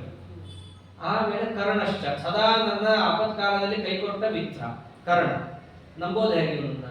ಯಾಕೆಂದ್ರೆ ದುರ್ಯೋಧನನಿಗೆ ಯಾವಾಗ ಆಪತ್ತು ಬಂದಿರುತ್ತೋ ಫಸ್ಟ್ ಓಡೋದು ಕರ್ಣನೇ. ಅದು ಹೆಂಗ ಅವನು ಸಿನಿಮಾದಲ್ಲಿ ಹೀರೋ ಅನ್ನೋದು ಇವತ್ತು ನಿಜವಾಗ್ಲೂ ಯಶ ಪ್ರಶ್ನೆ. ಇವತ್ತು ಇವಾಗ ಕರ್ಣ ಅಂದ್ರೆ ಅದು ಏನದು, ಅವನು ಸಮಾನ ಇಲ್ಲ, ಬಿಟ್ಟಿದ್ರೆ ಕೃಷ್ಣನು ಬೇಕಾದ್ರೆ ಆಗ ಯುದ್ಧದಲ್ಲಿ ತೋರಿಸ್ಬಿಡ್ತಿದ್ನೋ ಏನೋ, ಅವಕಾಶ ಸಿಕ್ಕಿಲ್ಲ, ಸಿಂಪತಿ ಪಾಪ ಅಂತ. ಒಂದು ಅರ್ಥದಲ್ಲಿ ಕರ್ಣನಿಗೆ ಯಾವುದರಲ್ಲೂ ಕಮ್ಮಿ ಆಗಿಲ್ಲ. ಅಪ್ಪನ ಪ್ರೀತಿ ಸಿಕ್ಕಿದೆ, ಅಮ್ಮನ ಪ್ರೀತಿ ಸಿಕ್ಕಿದೆ. ಈ ನಿಜ ಹೇಳ್ಬೇಕಂದ್ರೆ ಪಾಂಡವರೇ ಒದ್ದಾಡಿದವರು. ಅವ್ರ ಅಪ್ಪ ಇಲ್ಲ, ಅಮ್ಮ ಪಾಪ ಮೊದಲಿಂದ ಒದ್ದಾಡಿದವಳೆ. ಗಾದೆನೇ ಇದೆಯಲ್ಲ, ಕುಂತಿ ಮಕ್ಕಳಿಗೆ ರಾಜ್ಯ ಇಲ್ಲ ಅಂತ ಗಾದೆನೇ ಇದೆ. ನಿಜ ಹೇಳಬೇಕು ಅಂದ್ರೆ ಸಮಸ್ತದಲ್ಲೂ ಲೌಕಿಕವಾಗಿ ಕಷ್ಟಪಟ್ಟವರು ಅಂತಂದ್ರೆ ಪಾಂಡವರೇ. ಇವನಿಗೆ ಯಾವ ಕಷ್ಟವೂ ಇಲ್ಲ. ಸೂತ ಅಂತಂತ ಹೇಳಿ ಇವನೇನು ಕಮ್ಮಿ ಇಟ್ಟಿದ್ದ? ಒಳ್ಳೆ ಅಂಗರಾಜ್ಯ ಕಲಿಬುದ್ಧಿ, ಅಪ್ಪ ಅಮ್ಮನ ಪ್ರೀತಿ ಎಲ್ಲ ಸಿಕ್ಕಿದೆ. ಯಾವಾಗ ಅಪ್ಪ ಅಮ್ಮ ಇಲ್ಲ ಇವನಿಗೆ, ಆ ಕುಂತಿ ಸೂರ್ಯನಿಂದ ಪುತ್ರನನ್ನ ಪಡೆದು ಆ ಗಂಗಾ ನದಿಯಲ್ಲಿ ತೇಲಿ ಬಿಟ್ಟಾಗ ಏನೋ 40 ನಿಮಿಷ ಮ್ಯಾಕ್ಸಿಮಮ್ ಅಷ್ಟೇ, ಅಷ್ಟು ಮಾತ್ರ ಅವನು ಎಲ್ಲರಿಂದ ದೂರ ಆಗಿದ್ದೇ ಹೊರತು ಕರ್ಣನಿಗೆ ಯಾವುದರಲ್ಲೂ ಕಮ್ಮಿ ಆಗಿಲ್ಲ. ಅವೆಲ್ಲ ಈ ಸಿನಿಮಾದವರು ಕಮ್ಮಿ ಮಾಡಿದ್ದಷ್ಟೇ. ಯಾವುದ್ರಲ್ಲೂ ಕರ್ಣ ಕಮ್ಮಿ ಆಗಿಲ್ಲ. ಆಗ ಆ ಕರ್ಣ ಅಂತೂ ದುರ್ಯೋಧನ ಸದಾ ತಲೆಗಳು ಹೊಂದ್ಕೊಂಡು ತಿರುಗ್ತಿರ್ತಾನೆ. ಒಂದ್ಸರ್ತಿ ಭೀಷ್ಮಾಚಾರ್ಯ ಈ ಮಾತು ಅಂದಿರ್ತಾರೆ ಕರ್ಣನ್ ಕಂಡ್ರೆ. ಯಾವಾಗ ಈ ಘೋಷಯಾತ್ರೆ ಆಗತ್ತೆ, ಘೋಷಯಾತ್ರೆ ಪಾಂಡವರು ಹೊಟ್ಟೆ ಉಡ್ಸೋಣ ಅಂತ ಹೋಗಿ ಕಡೆಗೆ ತಾವೇ ಹೊಡೆತ ತಿಂದು ಎಲ್ಲ ಆಗತ್ತೆ. ಕಡೆಗೆ ಬರ್ತಾರೆ, ಹಸ್ತನಾವತಿಗೆ ಬಂದು ಉದ್ಯಾನದಲ್ಲಿ ಓಡಾಡ್ತಾ ಇರ್ತಾರೆ ಕರ್ಣ ಮತ್ತೆ ದುರ್ಯೋಧನ. ಭೀಷ್ಮಾಚಾರ್ಯ ಬಂದು ದುರ್ಯೋಧನಕ್ಕೆ ಬೈತಾರೆ, ಬುದ್ಧಿ ಬಂದಿಲ್ಲ ಇಲ್ಲ ನಿನಗೆ, ನಿನ್ ಬಿಟ್ಟು ಓಡೋಗಿದ್ದಾನು, ಅವನ ಜೊತೆನೆ ತಿರುಗ್ತಾ ಇದೆಯಲ್ಲ, ಬೇರೆಯವ್ರು ಸಿಗ್ಲಿಲ್ಲ ನಿನಗೆ ಅಂತ ಅಂತಾರೆ. ಕರ್ಣನಿಗೆ ಎಲ್ಲಿ ಮುಖ ಇಟ್ಕೋಬೇಕು ಗೊತ್ತಾಗಲ್ಲ. ಅಂದ್ರೆ ಕರ್ಣಂದು ಎಲ್ಲವನ್ನೂ ನೋಡಿರ್ತಾರೆ. ಸಂಪೂರ್ಣ ಕರ್ಣನ ವಿಶ್ವರೂಪ ನೋಡೋದು ಭೀಷ್ಮಾಚಾರ್ಯ ಎಲ್ಲಿ ಅಂತಂದು ಉತ್ತರ ಗೋಕರ್ಣದಲ್ಲಿ. ಅಲ್ಲಿ ತನಕ ಕರ್ಣ ಓಡೋಗಿದ್ದ ಅಂತ ಕೇಳಿರ್ತಾರೆ. ತಮ್ಮ ಕಣ್ಣಾರೆ ದುರ್ಯೋಧನನ ಪಕ್ಕದಲ್ಲೇ ಇದ್ದು ದುರ್ಯೋಧನನಿಂದ ಹೊಡೆಸ್ಕೊಂಡು ಓಡೋಗಿರ್ತಾರೆ ಅರ್ಜುನನ ಪ್ರತಾಪಕ್ಕೆ. ಆವಾಗ ಈ ಕರ್ಣನನ್ನ ಪರಿಗಣಿಸ್ತಾನೆ ದುರ್ಯೋಧನ. ಏನಂತ? ಇವನನ್ನ ನಂಬ್ಕೊಂಡು ನಾವು ಯುದ್ಧ ಮಾಡಬೇಕು. ನಂಬಿಕೊಂಡು ಅಷ್ಟೇ ಇಲ್ಲ, ನೀವಿರೋ ತನಕ ಅವ್ನು ಬರೋದೇ ಇಲ್ಲ. ಭೀಷ್ಮಶ್ಚ ಕರ್ಣಶ್ಚ, ಆಮೇಲೆ ಕೃಪಶ್ಚ ಸಮಿತಿಂಚಯ ಅಶ್ವತ್ಥಾಮ. ಇನ್ನಿಬ್ಬರಿದ್ದಾರೆ, ಅವರು ಚಿರಂಜೀವಿಗಳು, ಸಾಯೋದೇ ಇಲ್ಲ. ಸಮಿತಿಂಜಯ, ಅದರ ಸಮಸ್ಯೆ ಏನು ಅಂದ್ರೆ ಕೃಪಾಚಾರ್ಯರಿಗೆ ಯುದ್ಧ ಮಾಡಕ್ ಮನಸ್ಸಿಲ್ಲ. ಅಶ್ವತ್ಥಾಮಾಚಾರ್ಯ ಒಂದು ಕಡೆ ಮನಸ್ಸೇ ಇರಲ್ಲ, ಅದು ಸಮಸ್ಯೆ. ಅಶ್ವತ್ಥಾಮಾಚಾರ್ಯರು ಚಂಚಲರು. ಅವರು ಒಂದ್ಸರ್ತಿ ದುರ್ಯೋಧನನ್ನೇ ಎದ್ದೊತ್ತದ್ದು ಬೈದು ಬಿಡ್ತಾರೆ. ಇನ್ನೊಂದ್ಸರ್ತಿ ಅವ್ರು ಯುದ್ಧ ಮಾಡ್ಬೇಕು ಅಂತ ಅನ್ಸಲ್ಲ. ಯಾವಾಗ ಬೇಕಾದ್ರೆ ಬಿಲ್ ಬಿಸಾಕ್ ಹೋಗ್ಬಿಡ್ತಾರೆ ಯುದ್ಧದಿಂದ. ಯಾಕಂದ್ರೆ ಅವ್ರಿಗೆ ಸ್ವಧರ್ಮ ಅಲ್ಲ, ನಾವು ಬ್ರಾಹ್ಮಣರು, ನನಗೆ ಇಷ್ಟ ಬಂತು ನಾನು ಯುದ್ಧ ಮಾಡ್ತೀನಿ, ಇಷ್ಟ ಇಲ್ಲ ಹೋಗ್ತೀನಿ ಅಷ್ಟೇ. ಅವ್ರು ಹೇಳ್ಬಿಟ್ಟಿರ್ತಾರೆ, ನಮ್ಮಪ್ಪ ಇರೋ ತನಕ ನಾನು ಜಾಸ್ತಿ ಯುದ್ಧ ಮಾಡಲ್ಲ ಅಂತ ಸ್ವಯಂ ತಾನೇ ಹೇಳಿದ ಮೇಲೆ ಅವನನ್ನ ಏನ್ ಪರಿಗಣಿಸೋಣ? ಇನ್ನು ಕೃಪಾಚಾರ್ಯ ಚಿರಂಜೀವಿಗಳು ಹೆಂಗೂ ಸಾಯಲ್ಲ ಅಂತ ಗೊತ್ತು. ಅಂದ್ರೆ ಅವ್ರು ಯಾಕೆ ಜೋರಾಗಿ ಯುದ್ಧ ಮಾಡ್ತಾರೆ? ಯಾರಿಗೆ ತನ್ನ ಪ್ರಾಣದ ಮೇಲೆ ಆಪತ್ತಿದೆ ಅಂತ ಗೊತ್ತಿರುತ್ತೋ ಅವನು ಎದುರಾಳಿಗಳ ಮೇಲೆ ಹೋಗಿ ಜೋರಾಗಿ ಯುದ್ಧ ಮಾಡೋದು, ಹೊಡೆಯೋದು ಮಾಡ್ತಾನೆ. ನಾನು ಹೆಂಗೂ ಸಾಯಲ್ಲಪ್ಪ, ನಾನು ಆರಾಮಾಗಿರ್ತೀನಿ, ಏನ್ ಮಾಡಿದ್ರು ಅಂತ ಅವ್ರನ್ನ ನಾವು ನಂಬೋದು. ಆಮೇಲೆ ಸೌಮದತ್ತಿ ಇವರೆಲ್ಲ ಬರ್ತಾರೆ ಮಹಾಭಾರತದಲ್ಲಿ. ಅಂದ್ರೆ ಧೃತರಾಷ್ಟ್ರನ ಮಗನಾದ ದುರ್ಯೋಧನ 11 ಅಕ್ಷೋಹಿಣಿಯನ್ನ ಕಲೆ ಹಾಕೊಂಡಿದ್ರು. ಹೇಳೋದು ಎಷ್ಟು ಜನರು ಹೆಸರನ್ನ? 7. ಇಷ್ಟು ಹೇಳಿದ್ಮೇಲೆ ಇನ್ನೊಂದು ಮಾತು ಅಂತಾನೆ, ಇವರೆಲ್ಲ ಬಂದಿದ್ದಾರೆ, ಏನೋ ಒಳ್ಳೊಳ್ಳೆ ಶಸ್ತ್ರಗಳನ್ನು ತಂದಿದ್ದಾರೆ, ಆದರೆ ಮೊದಲೇ ತ್ಯಕ್ತ ಜೀವಿತ, ಸಾಯಕ್ ಬಂದಿದ್ದಾರೆ ಇವರೆಲ್ಲ ಅಂದ್ಬಿಡ್ತಾರೆ. ನನಗೋಸ್ಕರ ಪ್ರಾಣ ಬಿಡಕ್ ಬಂದಿದ್ದಾರೆ ಅಂದ್ರೆ ಏನ್ ತಾತ್ಪರ್ಯ? ನನ್ನನ್ನು ಗೆಲ್ಸಕ್ ಬಂದಿದ್ದಾರೆ ನನ್ನಲ್ಲ. ಅವನು ದುರ್ಯೋಧನ ಮನಸ್ಸಿನಲ್ಲಿ ಆ ಸೇನಾ ನಿರ್ವಾಹ ಮಾಡೋದನ್ನ ನೋಡಿ ಬಂದಿದ್ದೇನ್ ತಲೆಯಲ್ಲಿ? ನಮ್ ಕಡೆ ಅವರೆಲ್ಲ ಸಾಯಕ್ ಬಂದಿದ್ದಾರೆ, ನನಗೋಸ್ಕರ ಸಾಯಕ್ ಬಂದಿದ್ದಾರೆ. ಹೀಗೆ ಯಾವಾಗ ದ್ರೋಣಾಚಾರ್ಯರ ಪಕ್ಕದಲ್ಲಿ ಕೂತು ಅಳದಿರ್ತಾರೋ ಕಡೆಗೆ ಒಂದು ಮಾತಂತಾರೆ, ಏನ್ ಮಾಡೋದು ದ್ರೋಣಾಚಾರ್ಯರೇ, ನಮ್ಮ ಕಡೆ ಸೇನಾಪತಿಗಳು ಭೀಷ್ಮಾಚಾರ್ಯರು ಬಹಳ ಹೋರಾಡ್ತೀವಿ ಅಂತ ಬಂದಿದ್ದಾರೆ, 11 ಅಕ್ಷೋಹಿಣಿ ಸೇನೆಗೆ ಅಧಿಪತಿಗಳಾಗಿದ್ದಾರೆ, ಅವರನ್ನು ಕಾಪಾಡ್ಬಿಟ್ರೆ ಸಾಕು. ಯಾಕಂದ್ರೆ ನನ್ನ ನಂಬಿಕೆ ಇಲ್ಲ. 11 ಅಕ್ಷೋಹಿಣಿಯನ್ನ ಕಾಪಾಡ್ತಾ ಇದ್ದಾರೆ ಭೀಷ್ಮಾಚಾರ್ಯರು, ಆದ್ರೆ ನಮ್ಮ ಸೇನೆ ಗೆಲ್ಲುತ್ತೆ ಅಂತ ನನ್ನ ನಂಬಿಕೆ ಇಲ್ಲ. ಅಪರ್ಯಾಪ್ತಂ ತದಸ್ಮಾಕಂ ಬಲಂ ಭೀಷ್ಮಾಭಿರಕ್ಷಿತಂ ಪರ್ಯಾಪ್ತಂ ತುಲಮೇ ತೇಷಾಂ ಬಲಂ ಭೀಮಾಭಿರಕ್ಷಿತಂ ದೃಷ್ಟದ್ಯುಮ್ನಾಭಿರಕ್ಷಿತಂ ಅನ್ನಲ್ಲ. ಅವನಿಗೆ ಗೊತ್ತು ಅವರ ಸೇನೆಯನ್ನು ಕಾಪಾಡ್ತಿರೋದು ಯಾರು? ಒಂದು ಚೂರು ಹೆಜ್ಜೆಯನ್ನು ಹಿಂದೆ ಇಡದೆ ಮುಂದಿಟ್ಟ ಹೆಜ್ಜೆ ಮುಂದೆನೆ, ಅದು ಹಿಂದೆ ಬರೋದು ಶಂಕನಾದ ಆದ್ಮೇಲೆನೆ ಅಂತ ಯುದ್ಧ ಮಾಡ್ತಿರೋದು ಯಾರು? ಭೀಮ. ಆ ಭೀಮನಿಂದ ಅಭಿರಕ್ಷಿತವಾದಂತಹ 7 ಅಕ್ಷೋಹಿಣಿ ಇರ್ಬೋದು, ನಮ್ಮನ್ನು ಆರಾಮಾಗಿ ಗೆದ್ದು ಬಿಡ್ತಾರೆ. ಆದ್ರೆ ಭೀಷ್ಮಾಚಾರ್ಯರು 11 ಅಕ್ಷೋಹಿಣಿ ಸೇನೆಗೆ ಅಧಿಪತಿಗಳಾಗಿರ್ಬೋದು, ಆದ್ರೆ ನಮ್ಮ ಸೇನೆ ಅವರನ್ನ ಗೆಲ್ಲಿಕ್ಕೆ ಸಮರ್ಥವಾಗಿಲ್ಲ. ಅದಕ್ಕೋಸ್ಕರ ಪಾಪ ಹೋರಾಡ್ತೀನಿ ಅಂತ ನಿಂತಿದ್ದಾರೆ. ಯಾರಾದ್ರೂ ಆ ಭೀಷ್ಮಾಚಾರ್ಯ ಹಿಂದಿಂದ ಹೊಡೆದು ಬಿಟ್ಟಾರು. ಅದಕ್ಕೆ ನೀವೆಲ್ಲರೂ ಕೂಡ ನಿಲ್ಲೋ ಜಾಗದಲ್ಲಿ ನಿಂತು ಅವರನ್ನು ಕಾಪಾಡ್ರಿ ಸಾಕು ಅಂದ್ರೆ ಎಷ್ಟು ಭೀಷ್ಮಾಚಾರ್ಯನ ಕೆಳದರ್ಜೆಯಲ್ಲಿ ಇಟ್ಟಿದ್ದಾರೆ ದುರ್ಯೋಧನ ಅಂತ ಗೊತ್ತಾಗುತ್ತೆ. ಸೇನಾಪತಿಗಳ ಬಗ್ಗೆ ಈಗ ಮಾತಾಡೋದು ಅವ್ರಿಗೆ ಆಗಲ್ಲ, ಅವ್ರ ಮನೆಗೆ ಸೆಕ್ಯೂರಿಟಿ ಕೊಡಿ ಸಾಕು, ಅವ್ರು ಇನ್ನೇನು ದೇಶ ಕಾಪಾಡ್ತಾರೆ ಅಂತ ಇವಾಗ ಯಾರು ಅಂದ್ರೆ ಏನ್ ಅನ್ನಂಗಿಲ್ಲ ಬಿಡ್ರಿ, ಅದು ಬೇರೆ ವಿಷಯ. ಹೇಗೆ ಅನ್ನೋದು ಅಪರಾಧನೋ ಹಾಗಾಗತ್ತೆ. ಯಾವತ್ತಿಗೂ ಕೂಡ ಸೇನಾಪತಿಗಳನ್ನ, ಅದು ಯುದ್ಧ ಕಾಲದಲ್ಲಿ ಸರ್ವಥಾ ಏನೋ ಅನ್ಬಾರ್ದು. ಅವನಂಥ ಅಬದ್ಧ ಕೆಲಸ ಮಾಡಿದ್ದ ದುರ್ಯೋಧನ. ಅದೆಲ್ಲ ಕೇಳಿಸ್ಕೊತಾ ಇದ್ದಾರೆ ಪಾಪ ಈ ಮುದುಕರು. ಅಳ್ತಾ ಇದ್ದಾನೆ, 11 ಅಕ್ಷೋಹಿಣಿ ಇದೆ, ನಾನು ನಿಂತಿದ್ದೀನಿ, ದ್ರೋಣಾಚಾರ್ಯ ನಿಂತಿದ್ದಾರೆ, ಎಲ್ಲಾರು ನಿಂತಿದ್ದಾರೆ. ಹುಡುಗ ಅಳ್ತಾ ಇದ್ದಾನೆ. ಅವನು ಸಮಾಧಾನ ಮಾಡಕ್ಕೆ ಯಾರು ಬಂದಿದ್ದು? ಯುವಕರು ಯುದ್ಧದಲ್ಲಿ ಮುಂದೆ ಬರಬೇಕು. ಅವನು ಅಳ್ತಾ ಇದ್ದಾನೆ, ವಿಷಾದ ವ್ಯಕ್ತಪಡಿಸ್ತಾ ಇದ್ದಾನೆ. ಆವಾಗ ಭೀಷ್ಮಾಚಾರ್ಯರಂದ್ರು ತಸ್ಯ ಸಂಜನಯನ್ ಹರ್ಷಂ ಪುರುವೃದ್ಧ ಪಿತಾಮಹ. ಆ ಶಬ್ದಗಳು ಚೆನ್ನಾಗಿದೆ. ಹುಡುಗ ಅಳ್ತಾ ಇದ್ದ, ಅವನು ಖುಷಿ ಪಡಿಸಿದ್ಯಾರು? ಪುರುವೃದ್ಧ, ವಯಸ್ಸಾದವರು ಅವನು ಖುಷಿ ಪಡಿಸ್ತಾ ಇದ್ದಾರೆ. ಯುದ್ಧದಲ್ಲಿ ವೃದ್ಧರು ಭಾಗಿಯಾಗದೆ ದೂರದಲ್ಲಿತ್ತು ಅವರಿಗೆ ನೈತಿಕವಾದ ಬೆಂಬಲವನ್ನು ಸೂಚಿಸ್ತಾ ಉಪಕಾರ ಮಾಡೋದು ಅನ್ನೋದು ಕಂಡಿದೆ. ಇಲ್ಲಿ ಉಲ್ಟಾ, ಇಲ್ಲಿ ದುರ್ಯೋಧನ ಸ್ವಯಂ ತನಗೋಸ್ಕರವೇ ಯುದ್ಧ ಆಗುತ್ತಿದ್ರು, ತಾನು ನೇರವಾಗಿ ಹೋರಾಡುವ ಮನಸ್ಥಿತಿಯನ್ನು ಹೊಂದದೆ ಯಾವುದೋ ಬ್ರಾಹ್ಮಣರ ಪಕ್ಕ ಬಂದು ಅಳ್ತಾ ಇದ್ದಾನೆ. ವೃದ್ಧರಾದಂತಹ ಭೀಷ್ಮಾಚಾರ್ಯರು ಅವನಿಗೆ ಏನ್ ಮಾಡ್ತಿದ್ದಾರೆ? ಖುಷಿ ಪಡಿಸ್ಬೇಕಲ್ಲ. ಹೋಗ್ಬಿಟ್ಟು ಪುಟ್ಪೋಗು ತರ ಕಣ್ಣೋರ್ಸಕ್ಕಾಗತ್ತಾ? ಖುಷಿ ಪಡಿಸೋದು ಅಂದ್ರೆ ಹೆಂಗೆ? ಕ್ಷತ್ರಿಯರು ತಸ್ಯ ಸಂಜನಯನ್ ಹರ್ಷಂ ಕುರುವೃದ್ಧ ಪಿತಾಮಹ ಸಿಂಹನಾದಂ ವಿನದ್ಯೋಚ್ಚೈಹಿ. ಒಳ್ಳೆ ಜೋರಾಗಿ ಸಿಂಹನಾದವನ್ನು ಮಾಡ್ತಾರೆ. ಸಿಂಹನಾದವನ್ನು ಮಾಡಿ ಶಂಖನಾದವನ್ನು ಮಾಡ್ತಾ ಇದ್ದಾರೆ ಭೀಷ್ಮಾಚಾರ್ಯ. ಅವರು ಶಂಖನಾದ ಮಾಡ್ತಿರ್ಲಿಕ್ಕೆ ಅವ್ರ ಕಡೆಯಲ್ಲಿದ್ದಂತಹ ಸಿಗ್ನಲ್ ಅದು. ಸೇನಾಪತಿಗಳು ಒಮ್ಮೆ ಶಂಖವನ್ನ ನಾದ ಮಾಡಿದ್ರು ಅಂತಂದ್ರೆ ಎಲ್ಲಾರು ಕೂಡ ಹೌದು ಇದು ಯುದ್ಧ ನಡೆಯುತ್ತೆ ಅಂತ ಹೇಳಿ ಎಲ್ಲರೂ ಕೂಡ ಪಣವಾನಕ ಗೋಮುಖ, ಅಲ್ಲಿದ್ದಂತಹ ಕವಟೆ ದೊಡ್ಡ ಗೋಮುಖಗಳು, ತುತ್ತೂರಿಗಳು, ಆಗಿನ ಕಾಲದ ವಾದ್ಯಗಳು, ಭೇರಿಗಳು ಎಲ್ಲವೂ ಕೂಡ ಮೊಳಗಿದಾಗ ಆ ಶಬ್ದ ಎಲ್ಲ ಕಡೆ ವ್ಯಾಪಿಸ್ತು.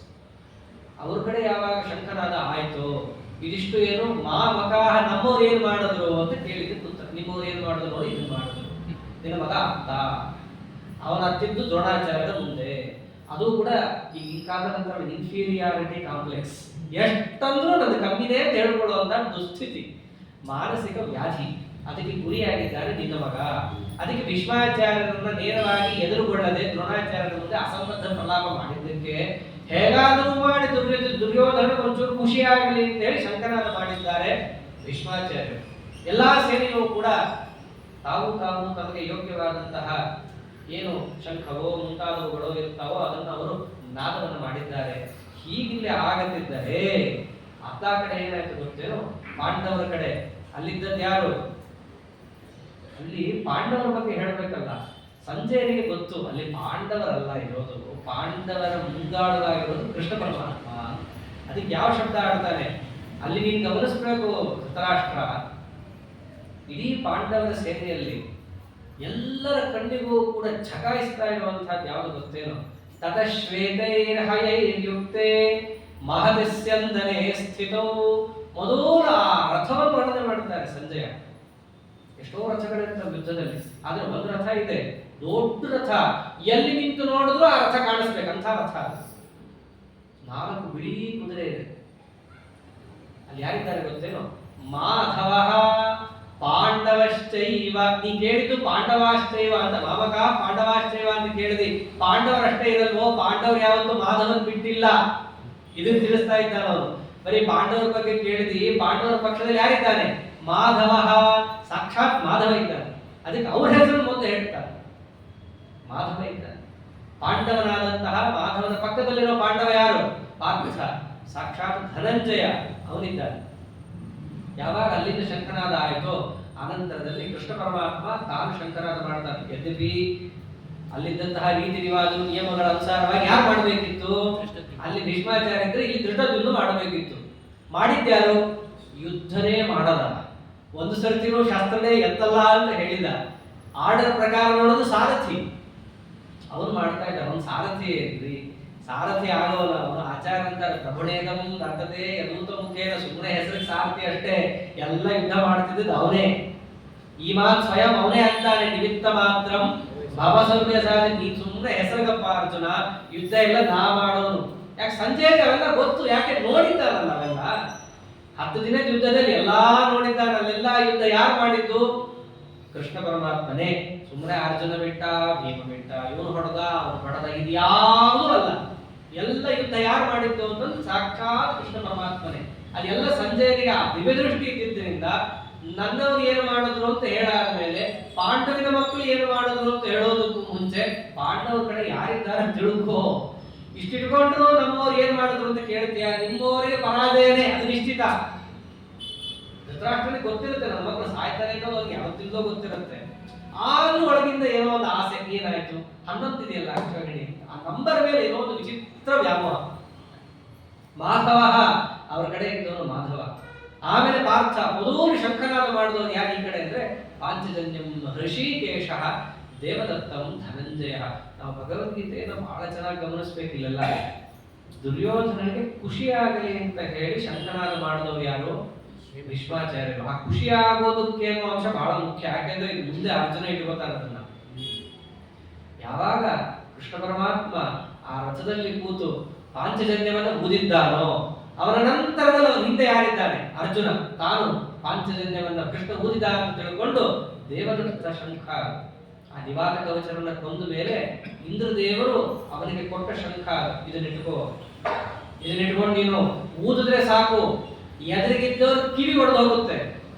ಉತ್ತರ ಗೋಗ್ರಹಣ ಹಿಂಗೆ ಗೆದ್ದಿತ್ತು. ಮತ್ತೆ ಉತ್ತರ ಗೋಗ್ರಹಣವನ್ನು ಒಬ್ಬನೇ ಗೆಲ್ತಾನೆ ಅರ್ಜುನ.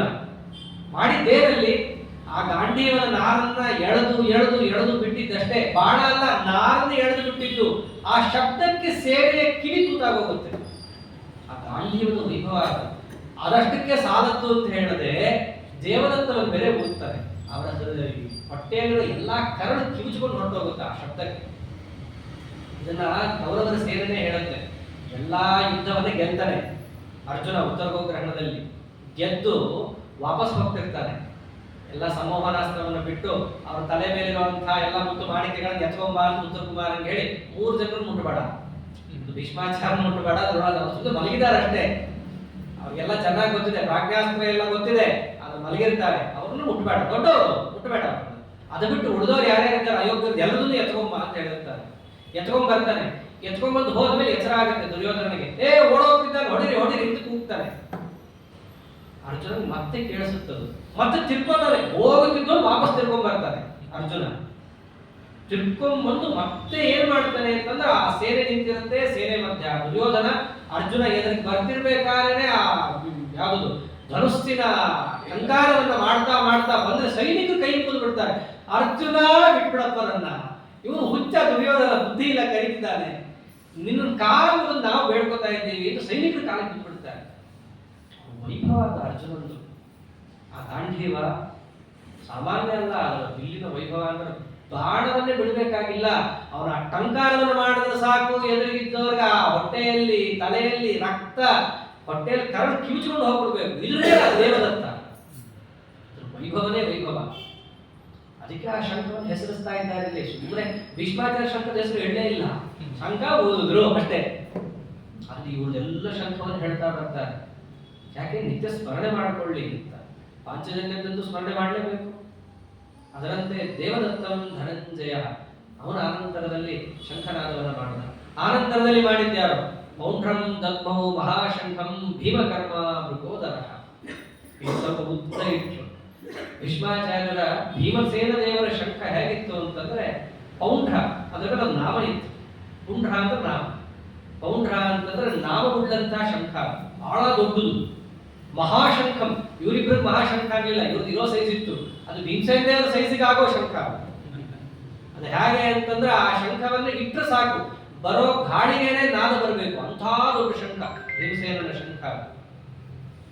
ಅಷ್ಟೇ ಅಲ್ಲ, ಅದನ್ನು ಊದಿದವರು ಯಾರು? ಭೀಮಕರ್ಮ ಮೃಗೋದರ. ಮೃಗೋದರ ಅವರು. ಮೃಗೋದರ ಅಂತಂದ್ರೆ ಯಾರು?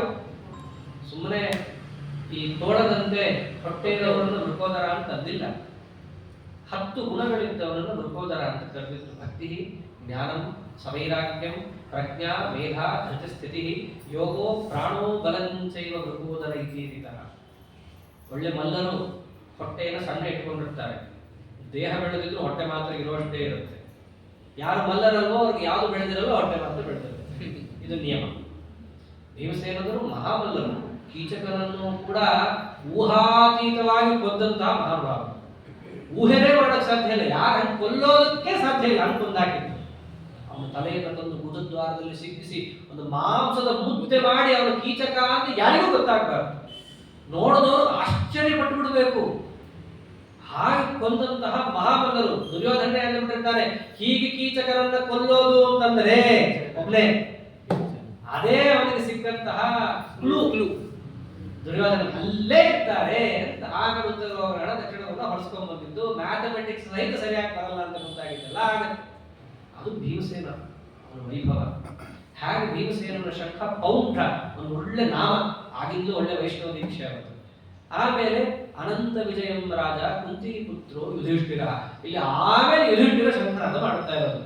ಅಂದ್ರೆ ಇಲ್ಲಿ ಸುಮ್ಮನೆ ಗಮನಿಸಿದ್ರೆ ನಾವು ಯುದ್ಧದಲ್ಲಿ ಯಾರ್ಯಾರು ಮಹತ್ವವನ್ನು ಪಡೆದಿದ್ದಾರೆ, ಅವರ ಸ್ಥಾನಮಾನ ಏನು ಅಂತಲೂ ಗೊತ್ತಾಗ್ಬಿಡುತ್ತೆ. ಸಂಜೆ ಹೇಳ್ತಿರೋದ್ರಿಂದ ತುಂಬಾ ಯುದ್ಧ ದುಷ್ಟದಿಂದ ಮಾಡದ ಅಂತಿಲ್ಲ. ಯುಧಿಷ್ಠಿರ ಅಂತ ಅದು ಕುಡಿದ್ರೆ ಸಾಕು ಅನ್ನೋ ಸ್ಥಿತಿಯಲ್ಲಿ ಇದ್ದವರು. ನಕುಲ ಸಹದೇವರದ್ದು ಕಮ್ಮಿ. ತುಂಬಾ ಯುದ್ಧ ಮಾಡಿದ್ ಯಾರು? First rank Krishna. ನಾವು ಮಾಡೇ ಇಲ್ವಲ್ರಿ ಅಂತಂದ್ರೆ ಮಾಡಿದ್ದೆಲ್ಲ ಅವನೇ. ಆಮೇಲೆ ಅವನ ಹಿಂದೆ ಕೂತಂತ ಅರ್ಜುನ. ಲೆಕ್ಕದಲ್ಲಿ ನೋಡಿದ್ರೆ ಭೀಮಸೇನ ದೇವರೇ ಜಾಸ್ತಿ. 6 ಅಕ್ಷೋಹಿಣಿ ಭೀಮಸೇನ ದೇವರ ಲೆಕ್ಕದಲ್ಲಿ ಬರುತ್ತೆ. 11 ಅಕ್ಷೋಹಿಣಿಯಲ್ಲಿ 6 ಅಕ್ಷೋಹಿಣಿ ಯಾರ ಅಕೌಂಟಿಗೆ ಬರೋದು? ಭೀಮಸೇನ ದೇವರಿಗೆ. ಉಳಿದ 5 ಅಕ್ಷೋಹಿಣಿಯಲ್ಲಿ 4.5 ಅಕ್ಷೋಹಿಣಿ ಅರ್ಜುನ. ಇನ್ನು ಚಿಲ್ಲರೆ ಉಳಿದವರು. ನೀವೇ ನೋಡ್ಕೊಂಡ್ಬಿಡ್ರಿ ಅವರ ಪರಾಕ್ರಮ ಹೇಗಿರುತ್ತೆ ಅಂತ. ಹೀಗೆ ಅಲ್ಲಿದ್ದಂತಹ ಆನಂತರ ಅನಂತ ವಿಜಯ ಅನ್ನುವ ಶಂಖವನ್ನ ಯುಧಿಷ್ಠಿರ ತಾನು ಧರ್ಮರಾಜರು ತಾವನ್ನ ನಾದವನ್ನ ಮಾಡಿದ್ರೆ ಸುಘೋಷ ಮಣಿಪುಷ್ಪಕ ಅಂತ ಹೇಳಿ ತಾವು ತಮ್ಮ ಶಂಖವನ್ನು ನಕುಲ ಸಹದೇವರು ನಾದವನ್ನು ಮಾಡ್ತಾ ಇದ್ದರೆ, ಯಾವಾಗ ಇಷ್ಟು ಪ್ರಧಾನರು ಮಾಡುತ್ತಿದ್ರೋ ಅವರನ್ನೇ ನೋಡಿಕೊಂಡು ಪ್ರತಿಯೊಬ್ಬರೂ ಕೂಡ ಅಲ್ಲಿದ್ದವರು ಶಂಖನಾದ ಮಾಡ್ತಾ ಇದ್ದಾರೆ. ಕೌರವರ ಕಡೆ ಮಾಡಿದವರು ಒಬ್ಬರೇ. ಪಾಂಡವರ ಕಡೆ ಉತ್ಸಾಹ ಎಷ್ಟಿದೆ ಇದರಲ್ಲೇ ಗೊತ್ತಾಗುತ್ತೆ. ಇವರು 5 ಜನ ಅಷ್ಟೇ ಅಲ್ಲ, ಕೃಷ್ಣ ಪರಮಾತ್ಮ ಅವನು ಯುದ್ಧನೆ ಮಾಡ್ತಾ ಇಲ್ಲ, ಅವನು ಶಂಕರಾದ ಮಾಡ್ತಾ ಇದ್ದಾರೆ.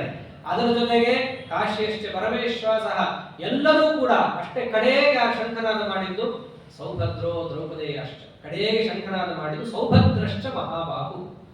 ಕಡೆಗೆ ಅಭಿಮನ್ಯು ಶಂಕರಾದ ಮಾಡ್ತಾರೆ. ಮಾಡಿ ಅವರೆಲ್ಲರೂ ಕೂಡ ತಮ್ಮ ತಮ್ಮ ಶಂಖವನ್ನ ನಾದವನ್ನು ಮಾಡ್ತಾ ಇದ್ದಾಗ ಆ ಶಂಖನಾದ ಹೇಗಿತ್ತು ಅಂತಂದ್ರೆ ಅವ್ರದ್ದು ಬರೀ ಎಲ್ಲ ಕಡೆ ವ್ಯಾಪಿಸ್ತು. ಇವರು ಶಂಖನಾದ ಒಬ್ಬನೇ ಮಾಡಿದ್ದಾನೆ. ಒಬ್ಬನೇ ಮಾಡಿದ್ರು ಸಾಕಾಗಿತ್ತು. ಕೃಷ್ಣ ಪರಮಾತ್ಮ ಒಂದೇ ಶಂಖ ಸಾಕು. ಗರ್ಭ ದೇವಾರಿ ನಾರೀಣಾಂ ವಿಶೀರ್ಯಂತೆ ಸಹಸ್ರಧ ತವ ನಾದೇನ ಪಾತಾಲೆ ಪಾಂಚಜನ್ಯ ನಮೋಸ್ತುತೆ ಅಂತ ನೀತೆ ಹೇಳ್ತೀವಿ. ಅವನೊಂದೇ ಸಾಕು ಶಂಖ. ಇವರು ಉಳಿದಿದ್ದೆಲ್ಲ ಹೇಳಿದ್ದು ನಮ್ಮ ಶ್ರವಣದಿಂದ ಪುಣ್ಯ ಪ್ರಾಪ್ತಿಗೋಸ್ಕರ ಅಷ್ಟೇ. ಅಂಥದ್ದು ಅವರು ಎಲ್ಲರೂ ಸೇರಿ ಶಂಖನಾದವನ್ನು ಮಾಡಿದ್ರೆ ಎಲ್ಲ ಕಡೆ ವ್ಯಾಪಿಸ್ತು. ವ್ಯಾಪಿಸಿದ್ದಲ್ಲದೆ ಪ್ರತಿಧ್ವನಿಸ್ತಾ ಇದೆ. ಪ್ರತಿಧ್ವನಿಸಿದ್ದು ಹೇಗಾಯ್ತು ಅಂತಂದ್ರೆ ಆ ಶಬ್ದ ಕೇಳಿ ದುರ್ಯೋಧನ ಆಯ್ತು. ಸಘೋಷೋಧಾತರಾಷ್ಟ್ರಾಣ ಹೃದಯಾನಿ ವ್ಯದಾರಯತ್. ದುರ್ಯೋಧನನ ಎದೆಯನ್ನೇ ಸಿಡಿ ಹಾಕಿತು. ಆಯ್ತು, ನಮ್ಮ ವಂಶ ನಿರ್ವಂಶ ಆಗತ್ತೆ ಅಂತ ಅನಿಸ್ತು. ಆ ಶಬ್ದ ಕೇಳೆ ಬಾಡ ಬಿಟ್ಟಿಲ್ಲ, ಏನೂ ಆಗಿಲ್ಲ, ಯಾರು ಮುಂದೆ ಬಂದಿಲ್ಲ, ಜೈ ಜೈಕಾರ ಹಾಕಿಲ್ಲ, ಏನೂ ಆಗಿಲ್ಲ. ಶಬ್ದ ಕೇಳಿದ್ರೆ ಆಯ್ತು, ನಮ್ಮ ಕಥೆ ಮುಗಿತು ಅಂದ್ಕೊಂಡ ದುರ್ಯೋಧನ. ಹೀಗೆ ಯಾವಾಗ ಆಗ್ತಿದೆಯೋ ಆಗ್ತಿರ್ಬೇಕಾದ್ರೆ ಶಂಖನಾದ ಆಯ್ತು, ಅಲ್ಲೂ ಶಂಖ ಆಯ್ತು. ಇಷ್ಟೆಲ್ಲ ಆದ್ಮೇಲೆ ಅರ್ಜುನರು ತಾವೇನು ಮಾಡಿದ್ರು ಅಂತ ಹೇಳ್ತಾರೆ.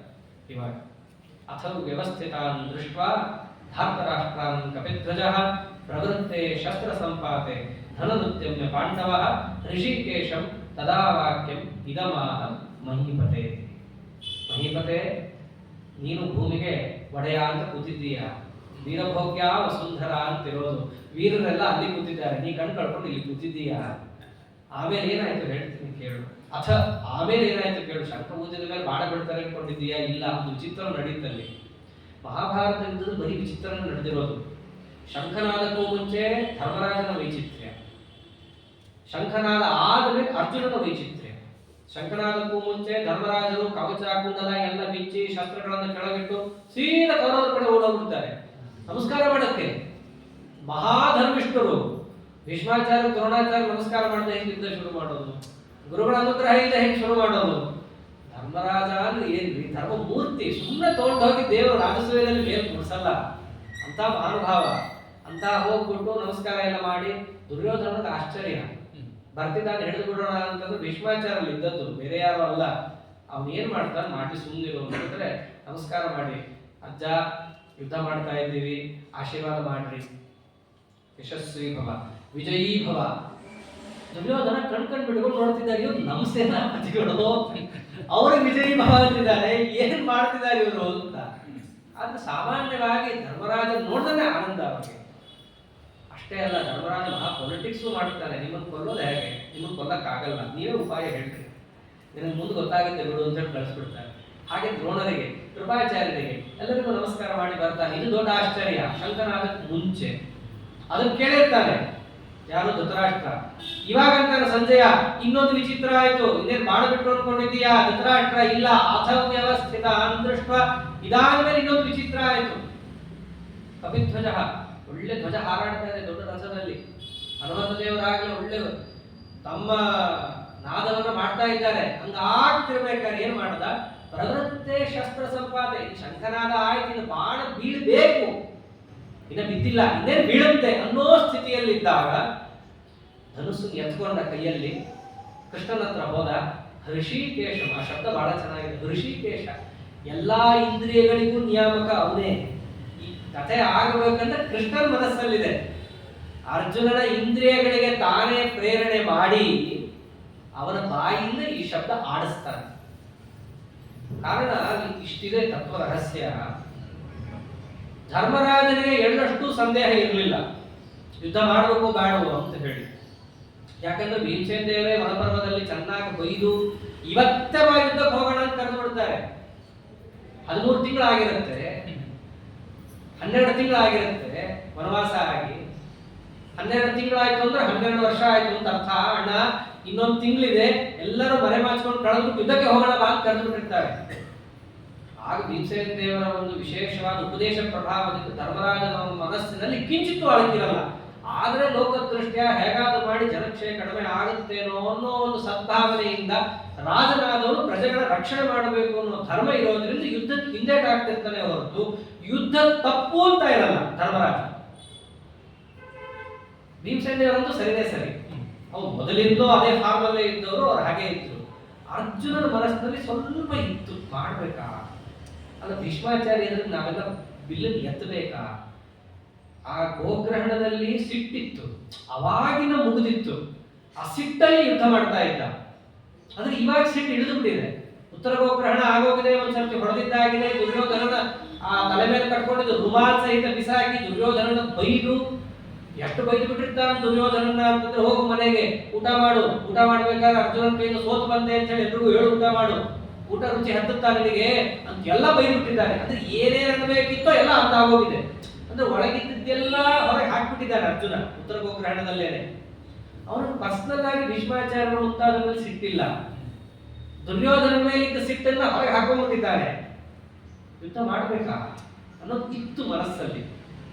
ದೇವ್ರು ಏನ್ ಮಾಡ್ತಾರೆ ಅಂತಂದ್ರೆ ಅವಕಾಶ ಕೊಡ್ತಾರೆ, ಹಾಕ್ಬಿಡು, ಅದೇನು ವಿಷಯ ಇದೆಯೋ ಹೊರಗೆ ಹಾಕ್ಬಿಡು. ಯಾಕೆಂದ್ರೆ ಅದನ್ನ ಮನಸ್ಸಿನಲ್ಲಿ ಇಟ್ಕೊಂಡು ನೀ ಯುದ್ಧ ಮಾಡದೆ ಪರಮಾತ್ಮ ಕೆಲಸ ಮಾಡದೆ ಅಂದ್ರೆ ನಿನಗೆ ಆ ಪುಣ್ಯ ಬರಲ್ಲ. ದೇವರ ಕೆಲಸವನ್ನು ಮಾಡ್ಬೇಕಂದ್ರೆ ಮನಸ್ಸಿನಲ್ಲಿ ಕಿಂಚಿತ್ತೂ ಅಳಕಿರಬಾರ್ದು, ಪಾಪ ಬುದ್ಧಿ ಇರಬಾರ್ದು, ಹೊರಗೆ ಹಾಕೊಂಡ್ಬಿಡೋದನ್ನ ಅನ್ನೋದಕ್ಕೆ ಏನ್ ಮಾಡ, ಹೃಷಿಕೇಶಂ, ಎಲ್ಲಾ ಇಂದ್ರಿಯಗಳಿಗೂ ನಿಯಾಮಕ ಆತನೇ. ನಿನಗೆ ಒಳ್ಳೇದನ್ನು ಮಾಡೋಕ್ಕೋಸ್ಕರ ಈ ಯುದ್ಧ ಹಮ್ಮಿಕೊಂಡಿದ್ದ ಅರ್ಜುನ. ನಿನ್ನ ಮನಸ್ಸಿನಲ್ಲಿ ಪಾಪವನ್ನು ತುಂಬಿಕೊಂಡು ಮಾಡಬಾರ್ದಾಗಿತ್ತು, ಏನೋ ಮಾಡ್ಬಿಟ್ವಿ ಅನ್ನೋ ರೀತಿಯಲ್ಲಿ ಮಾಡಬೇಡ. ಅದೇನಿದೆ ಹೊರಗೆ ಕಟ್ಬಿಡು, ಅದನ್ನ ಪರಿಹಾರ ಮಾಡಿಸಿ ಮನಸ್ಸನ್ನು ಶುದ್ಧ ಮಾಡಿಕೊಂಡು ನೀ ಯುದ್ಧ ಮಾಡಬೇಕು ಅನ್ನೋದನ್ನ ಪ್ರೇರಣೆ ಮಾಡಿಸೋದಕ್ಕೋಸ್ಕರವಾಗಿ ಅರ್ಜುನನ ಬಾಯಿಂದ ಯಾವ ರೀತಿಯಾದ ಶಬ್ದವನ್ನ ಪರಮಾತ್ಮ ಬರೆಸ್ದ, ಮುಂದೆ ಯಾವ ರೀತಿಯಾದ ಅರ್ಜುನನ ವ್ಯಾಪಾರವಾಯಿತು, ಅರ್ಜುನನ ವಿಷಾದ ಯಾತಕ್ಕಾಗಿ ಬಂತು, ವಿಷಾದಕ್ಕೆ ಪರಿಹಾರವಾಗಿ ಕೃಷ್ಣ ಪರಮಾತ್ಮ ಅಮೃತೋಪದೇಶ ಯಾವ ರೀತಿಯಾಗಿ ಆಯಿತು ಇತ್ಯಾದಿ ಭಾಗವನ್ನ ನಾಳೆ ದಿವಸ ನೋಡೋಣ ಅಂತ ಹೇಳ್ತಾ, ಅದೇ ಯಥಾವತಿ ಕಥಾಭಿಪ್ರಾಯ ಶ್ರೀಕೃಷ್ಣ